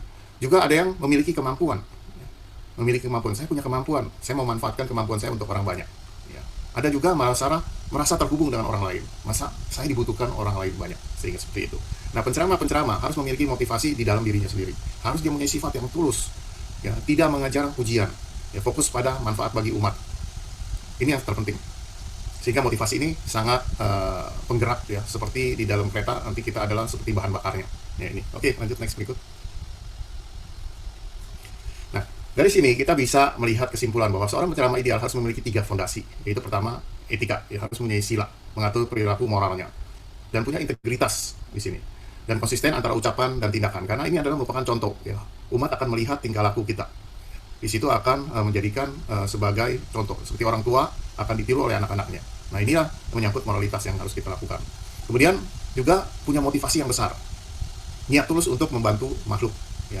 Jika salah satu unsur ini hilang, maka ceramahnya kehilangan kekuatan, umat pun akan kehilangan kepercayaan. Ya, dalam teks Buddhis dikenal kualitas guru spiritual harus mempunyai sila, hidup bermolar, ya, bahusuta, luas pengetahuannya, karuna, punya empati terhadap makhluk, wirya, semangatnya, ya, niwata, kerendahan hati. Ini adalah kelima kualitas yang membentuk karakter dan berintegritas pada diri kita. Oke, next berikut. Nah, ini saya bikin ilustrasi, ya, supaya Bapak Ibu akan lebih mudah mencernanya. Nah, etika ini seperti rel, ya. Etika ini seperti rel kereta api. Ya, dia ada batasannya sehingga mengarahkan kita menunjuk jalan, ya, sampai ke tempat tujuan kita. Kemudian integritas, ya, ini adalah lokomotifnya, ya.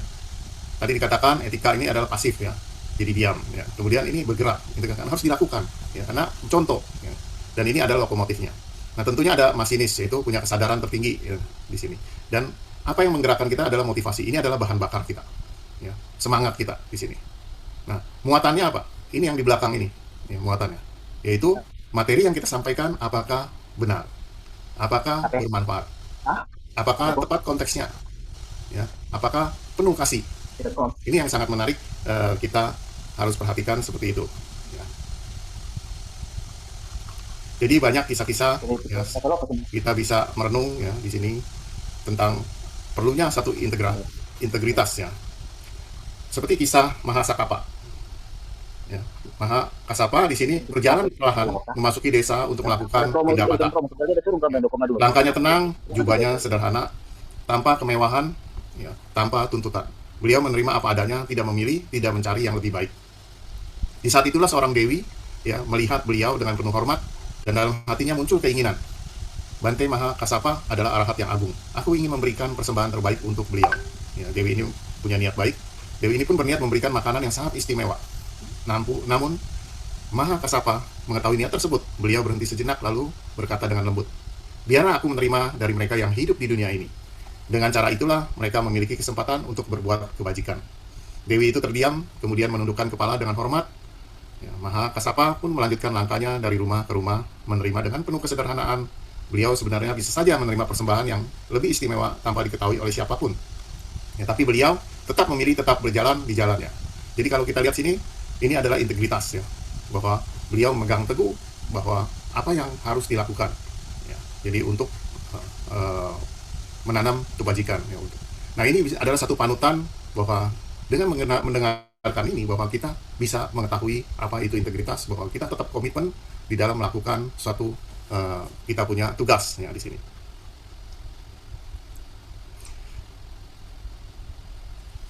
Oke, cukup dari saya. Terima kasih. Sukihontu, Namo Buddhaya. Namo Buddhaya. Namo Buddhaya. Terima kasih Sensei Hilman sudah sharing ya bersama kita semua. Baiklah teman-teman, berarti kita masuk ke sesi berikutnya ya, sesi tanya jawab. Nah, bagi teman-teman yang punya pertanyaan, monggo boleh ditulis di kolom chat. Nanti kita akan memilih beberapa pertanyaan dari teman-teman untuk dijawab oleh narasum kita malam ini. Jadi nanti teman-teman mau nanyanya ke siapa? Narasumber pertama, kedua, ketiga, atau yang keempat. Begitu ya.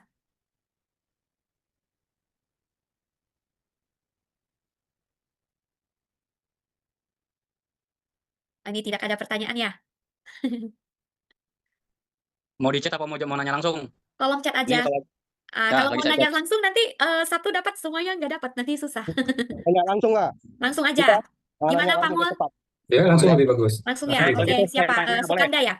Oke, ya, sebentar ya teman-teman. Kalau ada teman-teman yang bertanya, nah kita mute dulu biar kedengeran pertanyaannya apa gitu. Oke, silakan. Sukanda dari mana? Ditujukan kepada yang pertama, Bapak Hilman ya, moderator pertama. Pak Mul. Ya. Ya, kan saya belajar bodhisatwa ya, bahwa Mahayana itu dikenal dengan bodhisatwa. Nah, bodhisatwa ini kan mempunyai dukungan-dukungan moral bukan dari luar, justru dari kerabat-kerabat dia. Nah, bagaimana kita seorang Dhammaduta, ya, kita bisa menemukan bodhicitta yang ada di bodhisatwa ini kepada sesama Dhammaduta. Apakah dengan kita memberikan support, maaf ya, orang lain aja bisa manggil ya, orang lain atau tepatnya di ajaran lain aja dia bisa manggil, halo Pak Haji, Gus, halo Jero, ya. Nah itu kan salah satu ibaratnya sebuah profesi ya. Bagaimanakah menurut narasumber pertama? Apakah itu perlu dilakukan apa nggak perlu? Nah, itu aja, terima kasih. Ya, mungkin lebih tepat nanti ke Pak Robi kali ya ini ya. Bagaimana? Nah, saya coba ini ya. Bagaimana cara kita menumbuhkan bodhicitta pada penceramah? Mungkin pertama, artinya gini, kalau kita lihat satu, luruskan niat kita sebelum bicara. Jadi kalau kita lihat sebelum tampil, kita menanamkan saya ini berbicara untuk membantu, bukan untuk dipuji. Ya. Lalu ada doa atau niat batin kita. Jadi semoga semua yang mendengar ini berbahagia dan terbebas dari penderitaan. Begitu juga kita harus banyak namanya latih empati. Jadi seorang pembicara juga harus bayangkan bagaimana audiens itu bisa melihat satu kondisi. Jadi rasakan kesulitan mereka, bicara dari sudut pandang mereka, itu harus. Dan juga seorang pembicara harus menggunakan bahasa yang penuh welas kasih. Karena apa saya katakan demikian? Karena dengan menggunakan bahasa lembut dan membimbing tentunya itu akan lebih bagus. Dan tentunya seorang pembicara itu juga sering melatih praktek kesadaran. Mindfulness itu perlu. Jadi semakin sadar batin kita, semakin dalam kualitas kata-kata seorang pembicara. Nah, ini yang saya katakan. Nah, tentunya tadi sudah saya mengatakan bahwa kita itu punya suatu apa? Misalnya contoh kalimat yang bisa kita ulang, artinya sebagai budi kita, ya. Misalnya, semoga ini membawa manfaat, itu perlu. Semoga kita semua berbahagia, itu selalu. Seorang pembicara harus demikian. Semoga kita terbebas dari penderitaan, atau mungkin dengan niat kebajikan, bla bla bla, bla. Seperti itu, ya. Atau untuk kebahagiaan semua makhluk. Nah, itu yang harus kita lakukan. Tentunya ini langkah kita seorang pembicara. Nah, tentunya sekali lagi bagi kita memang tidak mungkin. Jadi yang paling penting bukan beberapa hebatnya kita dalam berbicara, tapi kita seberapa tulus kita ingin orang lain itu berbahagia. Nah, tentunya tadi saya sudah katakan tentang masalah bahwa seorang pembicara tentunya harus penuh dengan jiwa yang welas kasih, penuh dengan kesabaran, penuh juga dengan kebajikan yang dimiliki oleh. Nah, sekali juga teknik bicara Buddha misalnya. Penceramah Buddha tidak hanya berbicara, dia itu tidak hanya hadir saja, tapi dengan ketenangan atau dengan kesadaran atau dengan welas kasih, tentunya ini akan membuat batin tenang. Jadi kata-kata sederhana pun bisa menjadi sangat dalam. Nah, itu peran sekali bagi seorang duta dharma dan juga punya kesadaran diri. Jadi tubuh kita ini selalu berbicara, jadi bukan kita diam saja. Nah, ini sering apa yang kita lihat, yang apa menjadi penguat kita daripada yang kita dengar. Jadi kita juga harus menyelaraskan tubuh kita dengan kata-kata dengan penuh bermakna. Jadi Bapak dan Ibu memang hati-hati dalam kita berbicara. Tentunya kita harus bisa membuka juga pikiran. Ya, jadi pernahkah Bapak dan Ibu sebagai pembicara mengatakan gini, pernahkah Anda mendengarkan seseorang berbicara tanpa sadar, Anda merasa nyaman? Nah, itu rasanya kita sudah seperti itu kalau kita dalam keadaan tenang. Tentunya sepertinya ada masuk di dalam hati kita. Ya, itu satu kekuatan komunikasi. Jadi yang tidak hanya didengar, tapi dirasakan. Jadi Bapak dan Ibu perlu, yang tadi saya sudah gambaran ya, jadi bagaimana peran kita sebagai identitas diri harus punya sebagai seorang pembicara. Jadi lalu kita juga punya future pacing, jadi punya transformasi. Jadi kita harus bisa mempunyai suatu prinsip itu. Dan lalu prinsip public speaking itu harus bisa membuang rasa ketakutan yang cukup tinggi. Karena menjadi seorang public speaking tentunya harus berani dan bisa menarik. Jadi semakin kita belajar, semakin kita dilatihkan. Begitu juga kita harus membanyak membuka pikiran. Ya, jadi hipno komunikasinya harus ditanamkan. Jadi kekuatan kita itu di situ. Sama prinsip-prinsip hipno. Jadi Bapak dan Ibu sebagai pembicara, tanamkan itu sebagai kekuatan kita menjadi seorang pembicara yang hebat. Itu saja yang saya bisa sampaikan, Pak. Semoga budi kita ini yang kita akan rasakan dan kita implementasikan dalam seorang pembicara. Ya, itu. Terima kasih. Oke, terima kasih Pak Mul. Ya. Berikutnya pertanyaan kepada Sis Titi ya, Ibu Lima Jatini. Apa perbedaan Dhamma Duta, Dhamma Kartika, dan Dharma Acarya? Ini saya gabung ya dari dua pertanyaan. Silakan dijawab Sis. Terima kasih. Mic-nya masih belum dibuka. Sebentar ya. Mic udah Baik. terbuka ya? Ya, sudah Sis. Sebentar, nggak kedengeran nih. Iya, mau diulang pertanyaannya? Tunggu ya, tadi nggak kedengeran suaranya. Oh, baik. Apa perbedaan Dhamma Duta dengan Dhamma Kartika dan Dhamma Acarya? Dhamma Kartika dan Dharma Dhamma Acarya. Kartika, Dhamma Acarya dengan Dhamma Duta. Ada 3.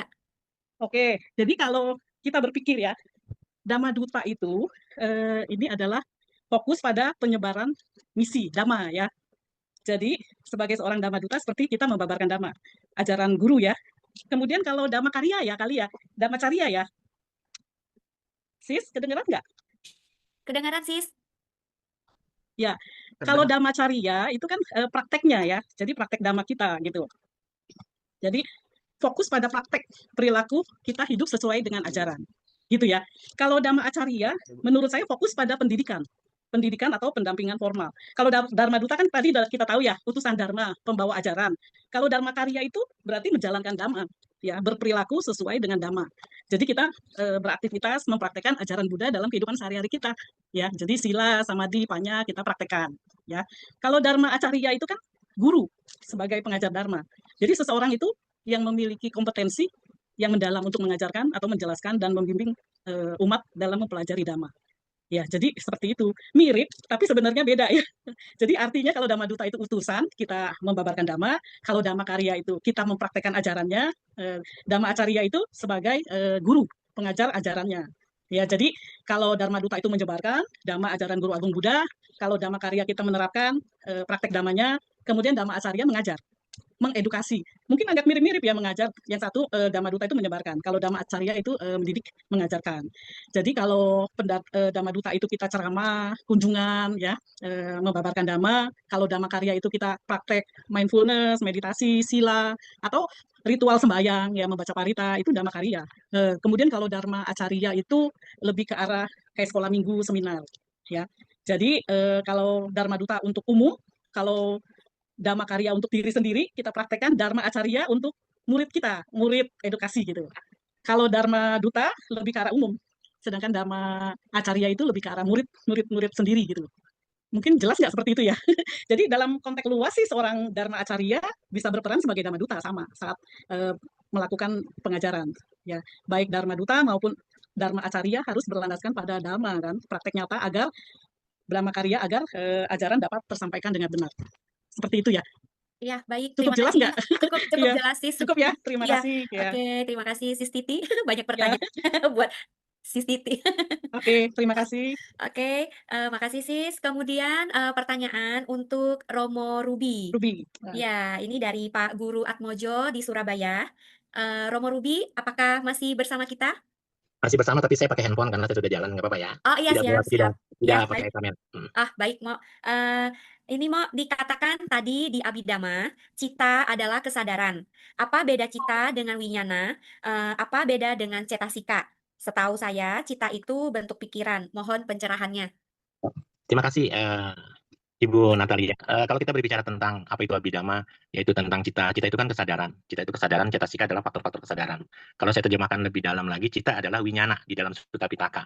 Dan cetasika itu adalah ada 3 komponen nama batin lain, yaitu di dalam cetasika ada yang namanya sanya, wedana, dan sankara. Sehingga di dalam Buddhism nanti kita belajar yang namanya nama kanda itu tidak dapat dipisahkan sendiri-sendiri dia. Ketika dia muncul, dia akan muncul bersama, namanya anyamanya saja, tapacayana pacayo. Dia munculnya bersamaan. Ketika cita muncul, maka sanya, sankara, dan wedana muncul bersamaan dengan cita, dengan kesadaran, dengan winyana. Jadi pertanyaannya, apakah winyana sama dengan cita? Sama. Tapi winyana tidak sama dengan cetasika. Kenapa? Karena cetasika itu di dalamnya ada 3 komponen, yaitu komponen sanya, komponen wedana, dan komponen sankara. Begitu misalnya. Miss Natalia Santoso. Ya. Oke, terima kasih Romo. Sangat jelas sekali ya. Hati-hati di jalan ya, Mo. Pertanyaan untuk Sinse Hilman. Ini dari Ika Sanjaya di Pontianak. Saya mau bertanya ke Pak Hilman, tadi lihat materi tentang etika dalam Buddhismenya, khususnya tentang sila di Jalan Mulia berunsur 8. Jadi yang termasuk moralitasnya adalah ucapan, perbuatan, dan penghidupan yang benar kan? Nah, dari kriteria ucapan yang benar menurut Anguttara Nikaya, Saca, Atta, Kala, dan Metta, gimana ya cara kita aplikasikan 4 hal itu pas lagi menjadi penceramah? Apalagi kalau ada situasi yang bikin kita harus memilih antara yang benar sama yang bermanfaat.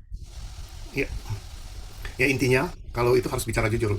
Kalau tidak memahami hal itu, ya kita jangan mengatakan bahwa kita mengutip dari sabda Buddha atau sumber yang lain, ya, atau jangan membesar-besarkan pengalaman rohani, juga jangan membuat cerita dramatis. Karena kita tidak yakin pada kisah tersebut. Lebih baik bilang sepanjang yang saya pahami, atau menurut penjelasan yang pernah saya pelajari, atau ini lebih merupakan juga satu ilustrasi, bukan satu kutipan literal. Jadi di dalam hal ini kita memang harus bijaksana dan penuh kesadaran bahwa kita lebih jujur daripada hal tersebut nanti tidak bermanfaat ya, yang kita sampaikan. Jadi intinya apa yang kita sampaikan harus memang benar-benar bisa bermanfaat bagi pengembangan batin dari umat kita. Seperti itu. Oke, baik. Terima kasih Pak Hilman. Beliau lebih dikenal dengan nama Sinse Hilman. Mungkin teman-teman di sini agak kurang terbiasa gitu ya. Oke, berikutnya ada pertanyaan kepada Sis Titi lagi dari Jimmy Gunawan. Namo Buddhaya, izin bertanya kepada Ramani Limajatini, jika di saat menjadi Dhamma Duta, kita perlu menyampaikan berdasarkan kitab suci Tipitaka. Tetapi pada saat kebaktian, umat meminta pendapat secara pribadi terkait suatu hal. Apakah diperbolehkan memberikan pendapat pribadi atau pemahaman sendiri jika umatnya ngotot untuk minta pendapat pribadi? Oke. Terima kasih. Kalau menurut saya, kalau kita membabarkan Dhamma memang selalu ada berdasarkan suta yang diajarkan Guru Agung Buddha. Tapi kalau memang umat bertanya pendapat pribadi, boleh saja disampaikan. Setelah jawaban dari ajaran Guru Agung Buddha, suta bisa juga ditambahkan pendapat pribadi, tapi tetap harus disebutkan bahwa ini pendapat pribadi saya. Biasanya pendapat pribadi itu pasti diselaraskan dengan Dhamma ya, jangan yang bertentangan dengan Dhamma gitu. Kalau menurut saya seperti itu, jadi menguatkan bahwa pendapat pribadi juga selaras dengan suta ajaran Guru Agung Buddha gitu. Menurut saya nggak apa-apa disebutkan ya. Oke, terima kasih Sis Titi. Ini memang banyak fenomena ya yang terjadi di lapangan gitu. Kemudian tadi saya baca ada yang menarik juga nih. Sebentar ya. Ada yang tidak terkonfirmasi nih. Iya, oh kontaminasi iya ya. boleh yang raise hand ya. Dari Ya, boleh tadi nggak tanya nih. muncul di tangannya. Oke, Pak Chandra Sien dari Oke, Aceh. terima kasih. Ya, terima Wah, kasih. dari Aceh. Ya, Iya, aku Namo Buddhaya nih. nama budaya Pak. Saya, Mau tanya ke siapa, Pak Chandra? tunggu, ini saya menceritakan latar dulu ya. Jadi Oke. kan sebelumnya kan saya kenal baik dengan Pak Mulyadi, pernah pelatihan di Aceh. Kemudian saya punya pengalaman juga di lapangan. Seorang dibilang Dhamma Duta juga bukan, dibilang Sekum. Iya, antara itulah. Jadi kan kami ini sebetulnya ini agak di luar konteks sedikit lah ya. Saya nggak mau berbicara masalah ajaran universal. Ajaran universal ini yang banyak diceritakan tentang meta karuna. Yang saya alami, banyak umat Buddha tidak tahu, dari pengurus yayasan sampai pengurus wihara sampai pengurus apa aja yang saya lihat, banyak umat Buddha tidak bisa membedakan yang mana kekhususan dan mana yang universal. Karena saya mengalami semua, jadi kemudian saya juga mendamaikan beberapa pihak sampai lintas agama saya damaikan. Pertanyaan saya kepada Pak Mulyadi, seorang Dhamma Duta, bagaimana strateginya menyampaikan tentang kekhususan dan universal? Bukan eksklusif ya, bukan eksklusif, tapi kekhususan dan universal. Banyak kasus di lapangan terjadi. Yang kedua, ke Pak Ruby, saya tanya berdasarkan ajaran agama Buddha, dari kitab suci agama Buddha, apakah ada penjelasan tentang kekhususan dan universal? Supaya bisa umat Buddha itu betul-betul membedakan mana kekhususan yang bisa dilakukannya, mana yang universal. Jadi jangan tidak ada loncat sana loncat sini, yang kekhususan dibawa ke universal, yang universal dibawa ke kekhususan, sehingga terjadi pertengkaran di lapangan. Demikian, terima kasih. Namo Buddhaya. Ya baik, Pak Chandra Sien ya. Ya. Pertanyaannya luar biasa nih, bagus nih Pak. Tadi kan bagaimana caranya bisa membedakan ajaran kekhususan dan universal di dalam seorang Dharma Duta. Intinya gini Pak. Suara saya terdengar? Ya, terdengar Pak. Oke, intinya seperti gini Pak Chandra. Inti masalah, jadi banyak umat bingung karena mungkin semua dianggap sama, jadi tidak mendalam. Atau mungkin terlalu dibeda-bedakan tapi terlalu sempit. Padahal Dharma itu artinya apa yang kita katakan ajaran itu universal itu berlaku untuk semua. Kalau kekhususan itu sesuai konteks atau kondisi atau dianggap satu tradisi. Ya. Nah, nanti di saat kita ceramah tentunya satu ya, bagaimana cara kita bisa menjelaskan tentang universal. Misalnya di dalam Dharma ada yang disebutkan ajaran universal, yaitu ajaran yang berlaku untuk semua makhluk misalnya, seperti tidak melakukan kejahatan, berbuat baik dan sebagainya. Tapi kalau penjelasan kekhususan, namun ada juga ajaran yang bersifat kekhususan, misalnya yang disesuaikan dengan kondisi umat atau mungkin budaya atau mungkin kemampuan masing-masing. Nah, dengan itu kadang mungkin terjadi satu konflik. Bagaimana cara kita menyampaikan agar umat mudah paham? Pertama, kita gunakan bahasa yang sederhana. Jadi hindarkan istilah berat, bahasa yang berat. Misalnya gunakan contoh dalam kehidupan sehari-hari. Lalu mungkin juga lakukan yang namanya jangan menyalahkan tradisi lain. Yang ini salah. Jadi setiap cara mempunyai pendekatan berbeda masing-masing. Lalu kita fokus pada manfaatnya. Apakah ini membawa ketenangan? Apakah ini mengurangi suatu penderitaan? Jadi harus fokus pada manfaatnya. Nah, gunakan analogi, misalnya antara air dan gelas, obat dan pasien, atau jalan dan tujuan. Lalu kita menanamkan sikap bijak. Tidak fanatik, tidak meremehkan, terbuka dan sadar. Kadang-kadang kita yang penting ini, gunakan bahasa kita seorang penceramah yang bagus, artinya gunakan kata berulang. Yang penting bukan perbedaannya, tapi manfaatnya. Itu penting, harus dikatakan dalam bahasa kita sebagai seorang penceramah. Lalu Dhamma itu dipraktikkan, bla bla bla misalnya. Atau mungkin kita mau buatkan misalnya, setiap cara punya tujuan yang sama. Nah, tinggal Bapak dan Ibu mungkin bisa membedakan Pak Chandra. Lalu mungkin kita belajar melihat dengan bijak misalnya, atau kedamaian adalah ukuran bla bla bla. Nah, pesan sih yang kuat untuk kita supaya tidak paham, artinya tidak gagal paham ya, artinya mudah bingung atau mungkin mudah konflik. Jika ini paham, misalnya ini akan lebih bijak, akan lebih tenang, akan lebih bisa menghargai perbedaan. Nah, lalu mungkin tak mungkin, yang paling penting bukan, jadi kita memilih yang mana, misalnya, tapi apakah yang kita jalani benar-benar membawa kita atau lebih damai, lebih bijak, atau lebih sadar. Yang penting Pak, cara kita dalam hal menyampaikan, hindarkan konflik. Ya, misalnya masalah muncul ketika kita anggap gelas itu mungkin yang paling benar, atau padahal penting bukan karena gelasnya, ya, tapi air itu benar-benar diminum dan punya rasa manfaat. Atau mungkin kita buat namanya sugesti kebijakan. Misal contohnya, dan mungkin misalnya, tanpa disadari mulai hari ini kita belajar melihat dengan bijak misalnya. Tidak semua menghakimi atau tidak mudah untuk dibandingkan. Yang penting Dharma sejati bukan untuk diperdebatkan, ya, tapi untuk dipraktekkan. Jadi dengan seketika kita mempraktekkan, kita tidak akan merasakan sendiri, tapi mana yang membawa bisa dalam hal kedamaian. Yang penting cara menyampaikan Pak Chandra, bagaimana menyampaikan kita lebih bagus, saya ulang sekali lagi, gunakan bahasa yang sederhana, jangan menyalahkan tradisi lain, fokus pada manfaatnya saja, gunakan sebagai analogi, dan tanamkan kebajikan atau sikap kebajikan kita sebagai seorang penceramah. Nah, itu yang saya bisa sampaikan Pak Chandra. Semoga walaupun kita sebagai pembicara tentunya bahasa itu penting. Bagaimana cara kita seorang pembicara itu harus pandai dalam menyampaikan kesannya masuk ke dalam si umat itu, supaya tidak ada salah paham atau gagal paham. Ya, semoga itu yang bisa menjawab pertanyaan dari Pak Chandra. Terima kasih Pak Chandra. Terima kasih Pak Mul. Dari segi kitab suci bagaimana, Bu? Ya, baik. Selamat malam Pak Chandra. Salam kenal. Ya, Salam kenal ya Pak. Semoga agama tetap lestari. Saya mengutip dari kitab suci Pitaka yang saya pelajari. Dhamma ajaran Sang Buddha itu diibaratkan seperti samudra luas yang hanya memiliki satu rasa. Apa sih rasa samudra itu? Rasa asin, gitu ya. Begitu pula dengan Dhamma Winaya, meskipun terdiri dari banyak ajaran, terdiri atas 42.000 kelompok Dhamma begitu, semua hanya bermuara pada satu rasa. Apa itu rasa itu kata Sang Buddha? Rasa kebebasan.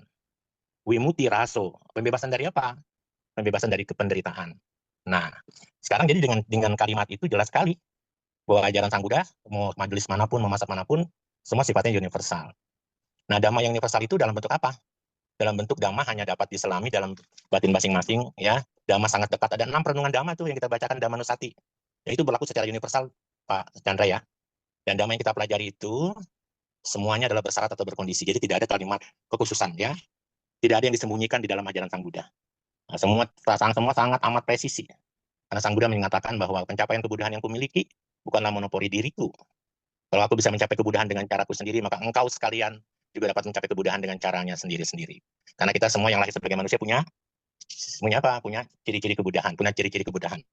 Yang tadi saya kutip ciri-ciri kebudahan itu adalah Bodhipakya Dhamma 37. Dan dalam Bodhipakya Dhamma 37 itu adalah di dalamnya ada bodi kita dalam Mahayana Buddhism. Begitu ya Pak Chandra, nanti kalau lebih detailnya, rasanya kalau enggak, saya bisa menerangkan secara lebih detail, tapi kan waktunya sangat terbatas. Nanti next kapan waktu kita ketemu Pak Chandra. Terima kasih, Namo Buddhaya. Namo Buddhaya. Terima kasih. Terima kasih Pak Romo. Romo, masih ada satu lagi pertanyaan Oh, buat yes, Romo ya. yes. Dari Supriyadi Strota Dharma di NTT, ini jauh ya. Wow. Namo Salam Buddhaya, kenal. Bapak Dr. Ruby Santamoko, izin bertanya, dalam praktik penyampaian dhamma atau ceramah keagamaan, seringkali kita menghadapi kondisi di mana audiens terlihat kurang fokus, bahkan ada yang mengantuk. Dalam situasi seperti itu, apakah diperbolehkan bagi seorang penyampai dharma untuk menggunakan teknik seperti ice breaking atau aktivitas penyegar suasana? Jika diperbolehkan, bagaimana cara menerapkannya agar tetap sesuai dengan nilai-nilai dhamma dan tidak mengurangi kesakralan penyampaian ajaran? Baik, dari NTT, salam kenal. Semoga dhamma berkembang di sana. Kalau kita berbicara tentang dhamma di sana, pembabaran dhamma, kalau kita bukan seorang biku, maka nggak ada winayanya ya. Seorang biku ketika dia membabarkan dhamma, ketika ada umat bawa topi, topinya harus dibuka gitu ya. Seorang biku tidak boleh ceramah berdiri, harus duduk. Nah, kita kan Dharma Duta nih. Dan Dharma Duta itu pasti SOP-nya adalah kita diakui di masyarakat, kita punya kemampuan teknik berceramah yang baik, dan tentu tadi apa yang disampaikan oleh Dr. Limi Jati ini, seorang Dharma Duta itu menjadi contoh teladan ya. Kalau dari contoh teladan berarti seorang Dharma Duta memiliki moralitas yang baik. Jangan ada istilah pepatah murid kencing berdiri, guru kencing berdiri, murid kencing berlari. Nah, kalau kita berbicara teknik berceramah, yang penting di dalam ajaran kita tidak punya standar di Kementerian Agama, saya belum tahu di Kementerian Agama, teknik berceramah itu semua diserahkan, kita masing-masing punya resep nasi goreng. Ya, kita punya resep nasi goreng. Nasi goreng itu ada orang yang taruh bumbunya dimatangin, baru ditaruh sambal, baru ditaruh telur, baru ditaruh kecap, baru taruh nasi. Ada juga orang yang masaknya nasi goreng pakai minyak, pakai nasi dulu, nanti bumbunya baru ditaruh. Semua punya gaya yang berbeda-beda. Tadi saya katakan kemampuan masing-masing Dharma Duta kan ini tugasnya Dr. Mul sebenarnya lebih paham itu. Tapi yang jelas pokoknya dhamma dapat tersampaikan dengan baik di hadapan umatnya. Kenapa saya tadi mengatakan untuk supaya dhamma bisa dapat disampaikan dengan baik, maka dhamma hanya dapat diselami oleh para bijaksana dalam batin masing-masing. Artinya apa kalau gitu? Sebelum kita membabarkan dhamma, kita tanyakan dulu nih audiensnya siapa. Ya, audiensnya siapa, terus materi yang diberikannya kira-kira sesuai nggak dengan audiensnya. Terus kalau kita mapping misalnya pendidikannya bagaimana, terus kita bicara gendernya bagaimana, kan itu semua berpengaruh kepada ceramah dhamma yang kita sampaikan. Tapi yang jelas beginilah. Dharma Duta yang baik adalah Dharma Duta yang memahami dirinya. Apa yang saya katakan memahami dirinya artinya adalah dia tahu tuh audiens yang dihadapi siapa. Kalau kita pengetahuan dhamma yang dimiliki Dharma Duta sama umat kan berbeda. Biasanya positioning Dharma Duta itu kalau ceramah adalah dia memposisikan dirinya sama seperti umat, sehingga umat seolah-olah mendengarkan dhammanya seperti di awang-awang, seperti atas langit gitu loh. Maka kalau mau baik adalah kalau kita memahami audiens kita siapa, mau tidak mau, seorang Dharma Duta harus kembali turun ke bawah, kembali mencoba menurunkan egonya, menurunkan tata cara berbicaranya supaya audiensnya dapat mengerti, dapat memahami dengan tadi disampaikan oleh Pak Mul dengan bahasa-bahasa sederhana. Tetapi sekali lagi bahasa Pali sebagai rujukan juga harus, karena biar disebut romo beneran. Kalau nggak pakai bahasa Pali kan bukan romo-romoan namanya, begitu ya. Jadi saya lebih setuju juga harus ada bahasa Pali yang digunakan supaya itu bahasa asli sebenarnya ya, supaya kita juga terbiasa. Walaupun nanti kita akan kehilangan akarnya loh, kalau kita tidak menggunakan bahasa-bahasa asli itu. Jadi sekali lagi, menurut apa yang saya ketahui, bahwa teknik berceramah tidak ada dalam SOP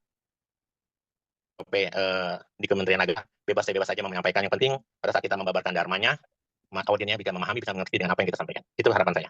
Demikian Ibu Miss Terima Oke, kasih. terima kasih Ya. Romo. Luar biasa ya, singkat, padat, dan jelas. Nah, berikutnya kita ambil satu penanya lagi ya, dari Jambi, Pak Rudi. Silakan, Pak.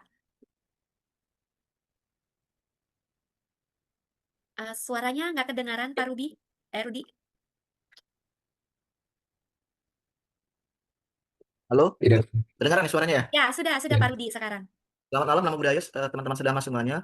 Pertanyaan saya saat mungkin saya tujukan ke Bu Jatini nih. Ya, Selamat malam Bu Jatini, mungkin kita pernah malam. di sesi yang lain. Bu, kita kan sebagai untuk ke Dhamma Duta, itu kan membutuhkan satu materi nih Ya, yang agak valid lah. Gimana caranya kita dalam memilih materi itu supaya itu tuh materi itu benar kan? Sekarang ini perkembangan teknologi itu kan banyak nih. Kadang-kadang kita nggak paham nih sebagai orang awam mana materi yang benar atau materi yang dikategorikan yang tidak asli lagi. Pertanyaan saya itu aja mungkin. Terima kasih. oke. Terima kasih Pak Rudi dari Jambi ya. Luar biasa nih peserta dari seluruh Indonesia. Jauh-jauh juga ya. Ya. Salam kenal. Jadi bagaimana kita memilih materi? Tentu kalau sebagai seorang Dhamma Duta, kita dalam membabarkan Dhamma, biasa kita ambil satu suta. Jadi kita mau fokusnya apa nih, materi yang kita bawakan apa? Kita cari sutanya yang cocok. Kalau memang suta itu memang satu ajaran guru agung dari suta udah pasti benar sih. Biasa kita ambil satu baru kita kembangkan dalam kehidupan sehari-hari kita. Kemudian dalam pemilihan tema biasanya kita sesuaikan dengan audiens. Kadang-kadang kita suka diskusi juga tuh sama pengurus wihara yang mengundang penceramah gitu. Sukanya apa nih ibu-ibu? Ada juga yang memberi masukan juga, Ramani kalau yang ini umatnya mau praktek sehari-hari. Jadi nggak mau yang terlalu sulit. Terus kalau kita lihat di satu wihara, wah lebih ini kayaknya educated nih, mau yang lebih sulit. Jadi kita sesuaikan. Oh yang ini ibu rumah tangga, ibu-ibu atau remaja gitu. Jadi materi kita sesuaikan dengan audiens, kemudian kita ambil cari suta yang pas untuk materi kita gitu. Nah kalau udah seperti itu, biasanya kalau suta udah pasti ajaran yang benar ya, karena ada sutanya nanti. Kita harus biasakan juga bawakan yang materi dengan bahasa Pali tadi Romo Ruby sampaikan ya. Bahasa Palinya kita sampaikan, ini ajaran guru Agung Buddha ini ada di suta mana gitu. Ya, misalnya dana, misalnya ada di Dakina Wibangga Sutta gitu. Jadi kita lebih memang mengajarkan umat juga agar mendengarkan suta-suta itu gitu. Jadi nggak hanya pendapat kita, ini ada loh sutanya gitu. Baru dari situ kita kembangkan sesuai audiens gitu. Jadi mengajarkan dhamma juga kita harus lihat. Kalau nggak sesuai nanti yang kita ajarkan gitu. Ya, menurut saya itu Pak Rudi ya. Jadi yang penting audiensnya siapa, materinya apa, kita cari sutanya satu, kemudian kita kembangkan.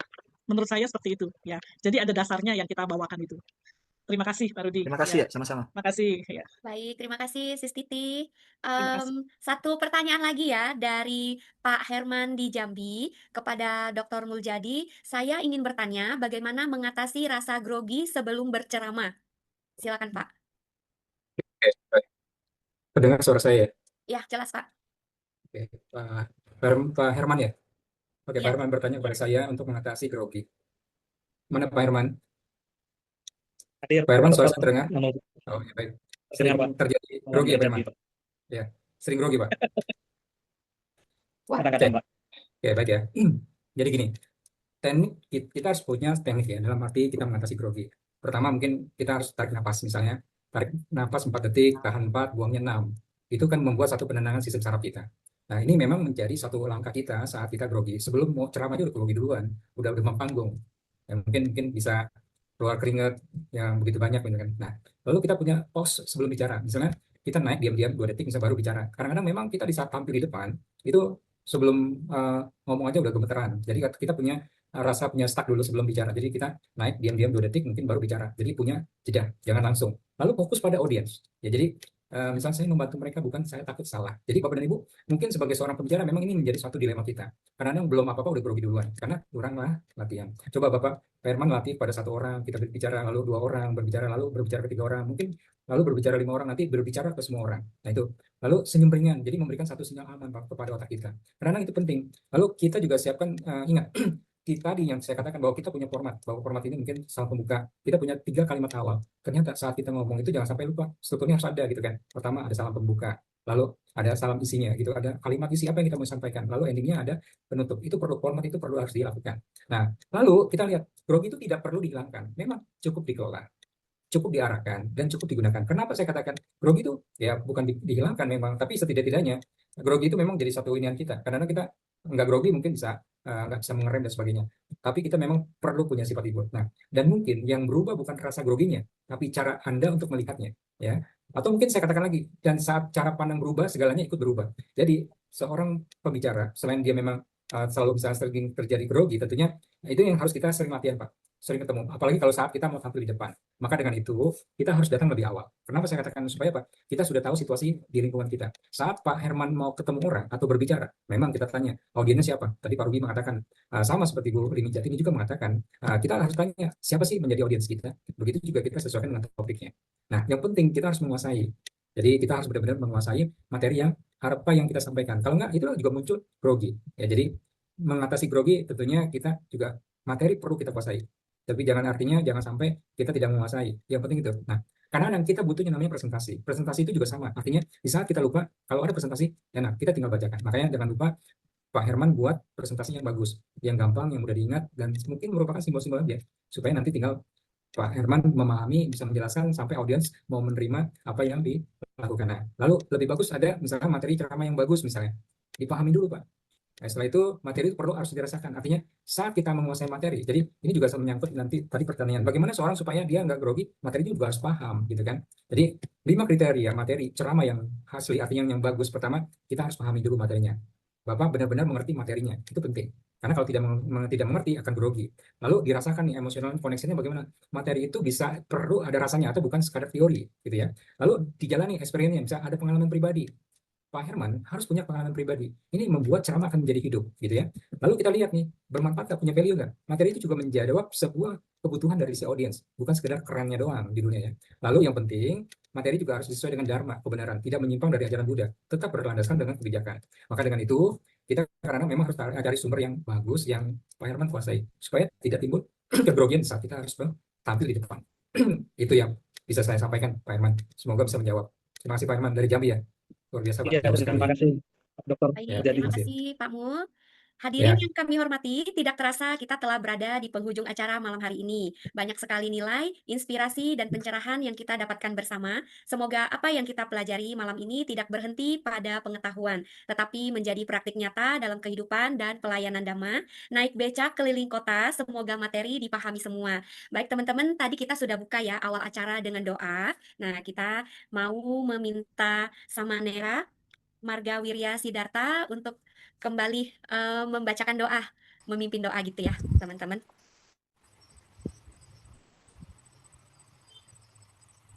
Apakah beliau masih bersama kita?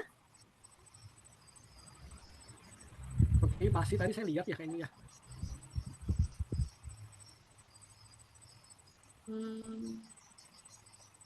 Ada Marga Wirya Sidarta ya?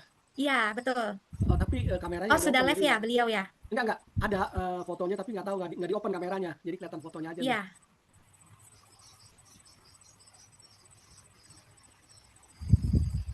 Lainnya aja. Oke. Baiklah, kita minta siapa nih? Romo Teddy. Romo Teddy saja ya, biar cepat istirahat teman-teman yang di daerah jauh. Boleh.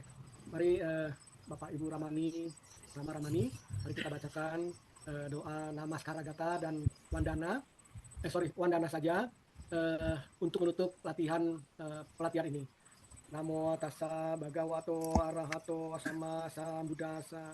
Namo tassa bhagavato arahato sama sambuddhassa. Namo tassa bhagavato arahato sama sambuddhassa. Marilah kita mengucapkan doa untuk kebahagiaan bagi semua. Sabe sata bawantu suki tata. Semoga semua makhluk hidup berbahagia. Nah, saya kembalikan ke Ibu Natali. Terima kasih Pak Teddy. Terima kasih Si Natali. Terima kasih Sama-sama. semuanya. Belum selesai ya teman-teman, jangan live dulu. Yang kedua belum ya? Iya. Masih ada sedikit lagi. Terima kasih. Kami mengucapkan terima kasih yang sebesar-besarnya kepada seluruh narasumber atas ilmu dan keteladanan yang telah diberikan. Terima kasih kepada seluruh peserta atas partisipasi aktifnya. Sampai berjumpa pada pertemuan berikutnya dalam program Certified Communicator Dharma Duta selanjutnya. Akhir kata, Namo Buddhaya, Namo Dhamaya, Namo Sanghaya. Semoga semua makhluk berbahagia. Selamat malam, sampai jumpa. Terima kasih Bapak Ibu.